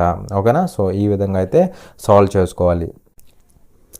చూడండి, ఇక్కడ క్వశ్చన్లో ఏమంటాడంటే a dishonest dealer professes to sell his goods at the cost price but uses a false weight and thus gains 25%. How much quantity of grains does he give for a kilogram అనేసి question అడుగుతున్నాడు. ఒక నిజాయితీ లేని dealer తన వస్తువులను కొన్న ధరకు అమ్ముతున్నట్లు చెప్పుకుంటాడు, కానీ తప్పుడు బరువును ఉపయోగిస్తాడు మరియు తద్వారా 25% లాభం పొందుతాడు. అతను కిలోగ్రాముకు ఎంత ధాన్యం ఇస్తాడు అనేసి క్వశ్చన్ అడుగుతున్నాడు. ఓకేనా. సో చూడండి, ఇక్కడ ఒక డిజానెస్ట్ డీలర్ ఉంటాడు అనమాట. అవినీతిపరుడైన డీలర్ అయితే ఉంటాడు. వీడేం చేస్తాడంటే వీడి దగ్గర ఉన్న గూడ్స్ మొత్తాన్ని కాస్ట్ ప్రైస్కే అమ్ముతాను అనేసి చెప్తాడు. కానీ వీడేం చేస్తాడు? But uses a false weight. So వీడు ఫాల్స్ వెయిట్ని అయితే యూజ్ చేస్తాడు. అలాగే ఇలా యూజ్ చేయడం వల్ల వీడికి 25% గెయిన్ అయితే వచ్చిందనమాట. అవునా. అయితే ఇక్కడేమంటాడంటే how much quantity of grains does he give for a kilogram అంటే వీడు కేజీకి బదులుగా కిలోగ్రామ్కి బదులుగా ఎంత క్వాంటిటీని ఇస్తున్నాడు అనేసి క్వశ్చన్ అడుగుతున్నాడు. ఎందుకంటే వీడు ఫాల్స్ వెయిట్ని యూజ్ చేస్తున్నాడు కదా, అంటే ఇవ్వాల్సిన వెయిట్ కంటే కొద్దిగా తక్కువే ఇస్తాడు కదా. ఎందుకంటే వాడికి ప్రాఫిట్ రావాలి కదా. 25% ప్రాఫిట్ వచ్చిందంటే ఇవ్వాల్సిన వెయిట్ కంటే కొద్దిగా తగ్గించే ఇస్తాడు. ఆ వెయిట్ ఎంత, ఆ ఫాల్స్ వెయిట్ ఎంత అనేసి క్వశ్చన్ అడుగుతున్నాడు. ఇక్కడ ట్రూ వెయిట్ ఏంటి? ట్రూ వెయిట్ ఏంటంటే కిలోగ్రామ్. ఎందుకంటే వాడే చెప్తున్నాడు కదా కిలోగ్రామ్కి వీడు ఎంత ఇస్తాడు అంటున్నాడు. సో అలా కిలోగ్రామ్ అనేది ఏమవుతుందంటే మనకి ట్రూ వెయిట్ అవుతుంది. దీన్ని 2 డిఫరెంట్ వేస్లో చెప్తా. ఇది ట్రూ వెయిట్ అనమాట. మనం కనుక్కోవాల్సింది ఏంటంటే ఫాల్స్ వెయిట్ ఎంతో కనుక్కోవాలి. అర్థమైందా? సో ఇదనమాట. అలాగే ఇక్కడ గెయిన్ పర్సెంటేజ్ ఇచ్చాడు. ఏంటి? గెయిన్ పర్సెంటేజ్ ఇచ్చాడు. సో ఈ మూడిటికి ఒక రిలేషన్ ఉందన్నమాట. ఏంటి రిలేషన్ అంటే gain percentage is equal to true weight minus false weight divided by చాలామంది ట్రూ వెయిట్ వేస్తారు. ట్రూ వెయిట్ వేస్తే రాంగ్ అవుతుంది. అలా వేయకూడదు. ఏంటంటే true weight minus false weight by false weight ఇది very very very important thing to be noted. ఓకేనా. So ఇది గుర్తుపెట్టుకోవాలన్నమాట. మరి ఇక్కడ చెప్పండి, ఇక్కడ మనం కనుక్కోవాల్సింది ఏంటి? False weight. సో ఇక్కడ సబ్స్టిట్యూట్ చేస్తే కళ్ళు మూసి తెరిచేలోపు ఆన్సర్ వచ్చింది. చూడండి 25% కదా. సో సింపుల్గా 25 వేయాలి. అండ్ అలాగే మర్చిపోయాయి, ఇక్కడ ఇంటూ 100 చేయాలి. ఎందుకంటే పర్సెంటేజ్ కదా, గెయిన్ పర్సెంటేజ్ కదా, ఇంటూ 100 చేయాలన్నమాట. ఓకేనా. సో 25 ఈజ్ ఈక్వల్ టు ఏమవుతుందంటే ఈ వాల్యూ ఏమవుతుంది? True weight minus false weight. True weight అంటే 1000 గ్రామ్స్ అనమాట. కిలోగ్రామ్ అంటే 1000 గ్రామ్స్ అనమాట. 1000 grams minus false weight by false weight into 100 అనమాట. ఓకేనా. సో ఇక్కడ క్యాన్సిల్ చేస్తే ఏమవుతుందంటే చూడండి 25 1 టైమ్, 25 ఇక్కడ 4 టైమ్స్. సో క్రాస్ మల్టిప్లై చేస్తే ఏమవుతుంది? False weight equal to 4 into 1000 4000 minus 4 into false weight. ఇది అటు వెళ్తే ఏమవుతుంది? 5 ఇంటూ ఫాల్స్ వెయిట్ అవుతుందా? 5 into false weight equal to ఏమవుతుంది? 4000 అవుతుంది అనమాట. మరి ఇక్కడ క్యాన్సిల్ చేస్తే ఎంత అవుతుందంటే 5 1 టైమ్, 5 ఇక్కడ 800 టైమ్స్ పోతుంది. అలా ఫాల్స్ వెయిట్ ఎంత అవుతుందంటే 800 ఏమవుతుంది? గ్రామ్స్ అవుతుంది అనమాట. 800 గ్రామ్స్ అనేది ఫాల్స్ వెయిట్ అవుతుంది. ఇది ఒక మెథడ్ అనమాట. ఇదేంటంటే బై యూజింగ్ ఫార్ములా ఇక్కడ ఇంటూ 100 చేయాలి, నేను మర్చిపోయాను. What ever it may be, ఇది గుర్తుపెట్టుకోండి. ఎందుకంటే పర్సెంటేజ్ అనమాట. అయితే ఇంకొక మెథడ్ ఉంది. ఏంటి మెథడ్ అంటే రేషియో మెథడ్ అనమాట. సో ఈ రేషియో మెథడ్లో ఎలా చేస్తామంటే చూడండి, మనకి ఏంటి? గెయిన్ పర్సెంటేజ్ ఇచ్చాడు. ఏమి ఇచ్చాడు? గెయిన్ పర్సెంటేజ్ ఎంత? 25% ఇచ్చాడు. అవునా కదా. సో 25% అంటే ఫ్రాక్షన్లో ఏమవుతుందని చెప్పాను? 1/4 అవుతుందని చెప్పాను. గెయిన్ కదా, గెయిన్ కాబట్టి ప్లస్ అనమాట. అయితే నేను మీకు గుచ్చి చెప్పా. ఏంటి? ఫాల్స్ వెయిట్ వచ్చినప్పుడు రేషియో అనేది రివర్స్ రేషియో తీసుకోమని చెప్పా. అంటే నార్మల్గా మనం 4 ఉండాల్సింది 1 పెరిగి 5 అయ్యిద్ది అంటాం కదా, ఇలా తీసుకోకూడదు. మనం రివర్స్ రేషియో తీసుకోవాలి. అంటే 4 ఉండాల్సింది 5 అయ్యిద్ది, అది తీసుకోవాలన్నమాట. అయితే ఇక్కడ ఈ 5 ఏదైతే ఉంటుందో ఇది ట్రూ వెయిట్ అవుతుందన్నమాట. ఇది ట్రూ వెయిట్. ఈ 4 ఏదైతే ఉంటుందో ఇది ఫాల్స్ వెయిట్ అనమాట.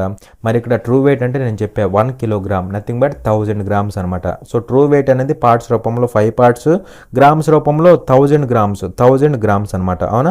మనల్ని అడిగింది ఏంటి? ఫాల్స్ వెయిట్ అంటే 4 పార్ట్స్ అనే కదా. సో ఈ 4 పార్ట్స్ వాల్యూ కనుక్కుంటే సరిపోతుంది. అవునా కదా? సో చూస్తే ఇక్కడ ఇది క్యాన్సిల్ అవుతుంది. 5 1 టైము, 5 ఇక్కడ 10లో 2 టైమ్స్ పోతుంది.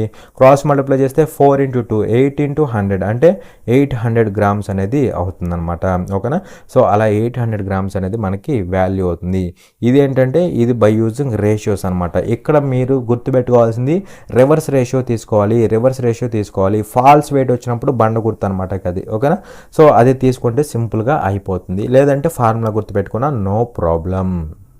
చూడండి ఇక్కడ క్వశ్చన్లో ఏమన్నాడు అంటే the value of √729 plus √1681 plus √576 minus √1849 is అనేసి క్వశ్చన్ అడుగుతున్నాడు.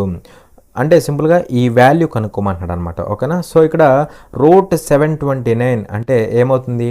27 అవుతుంది.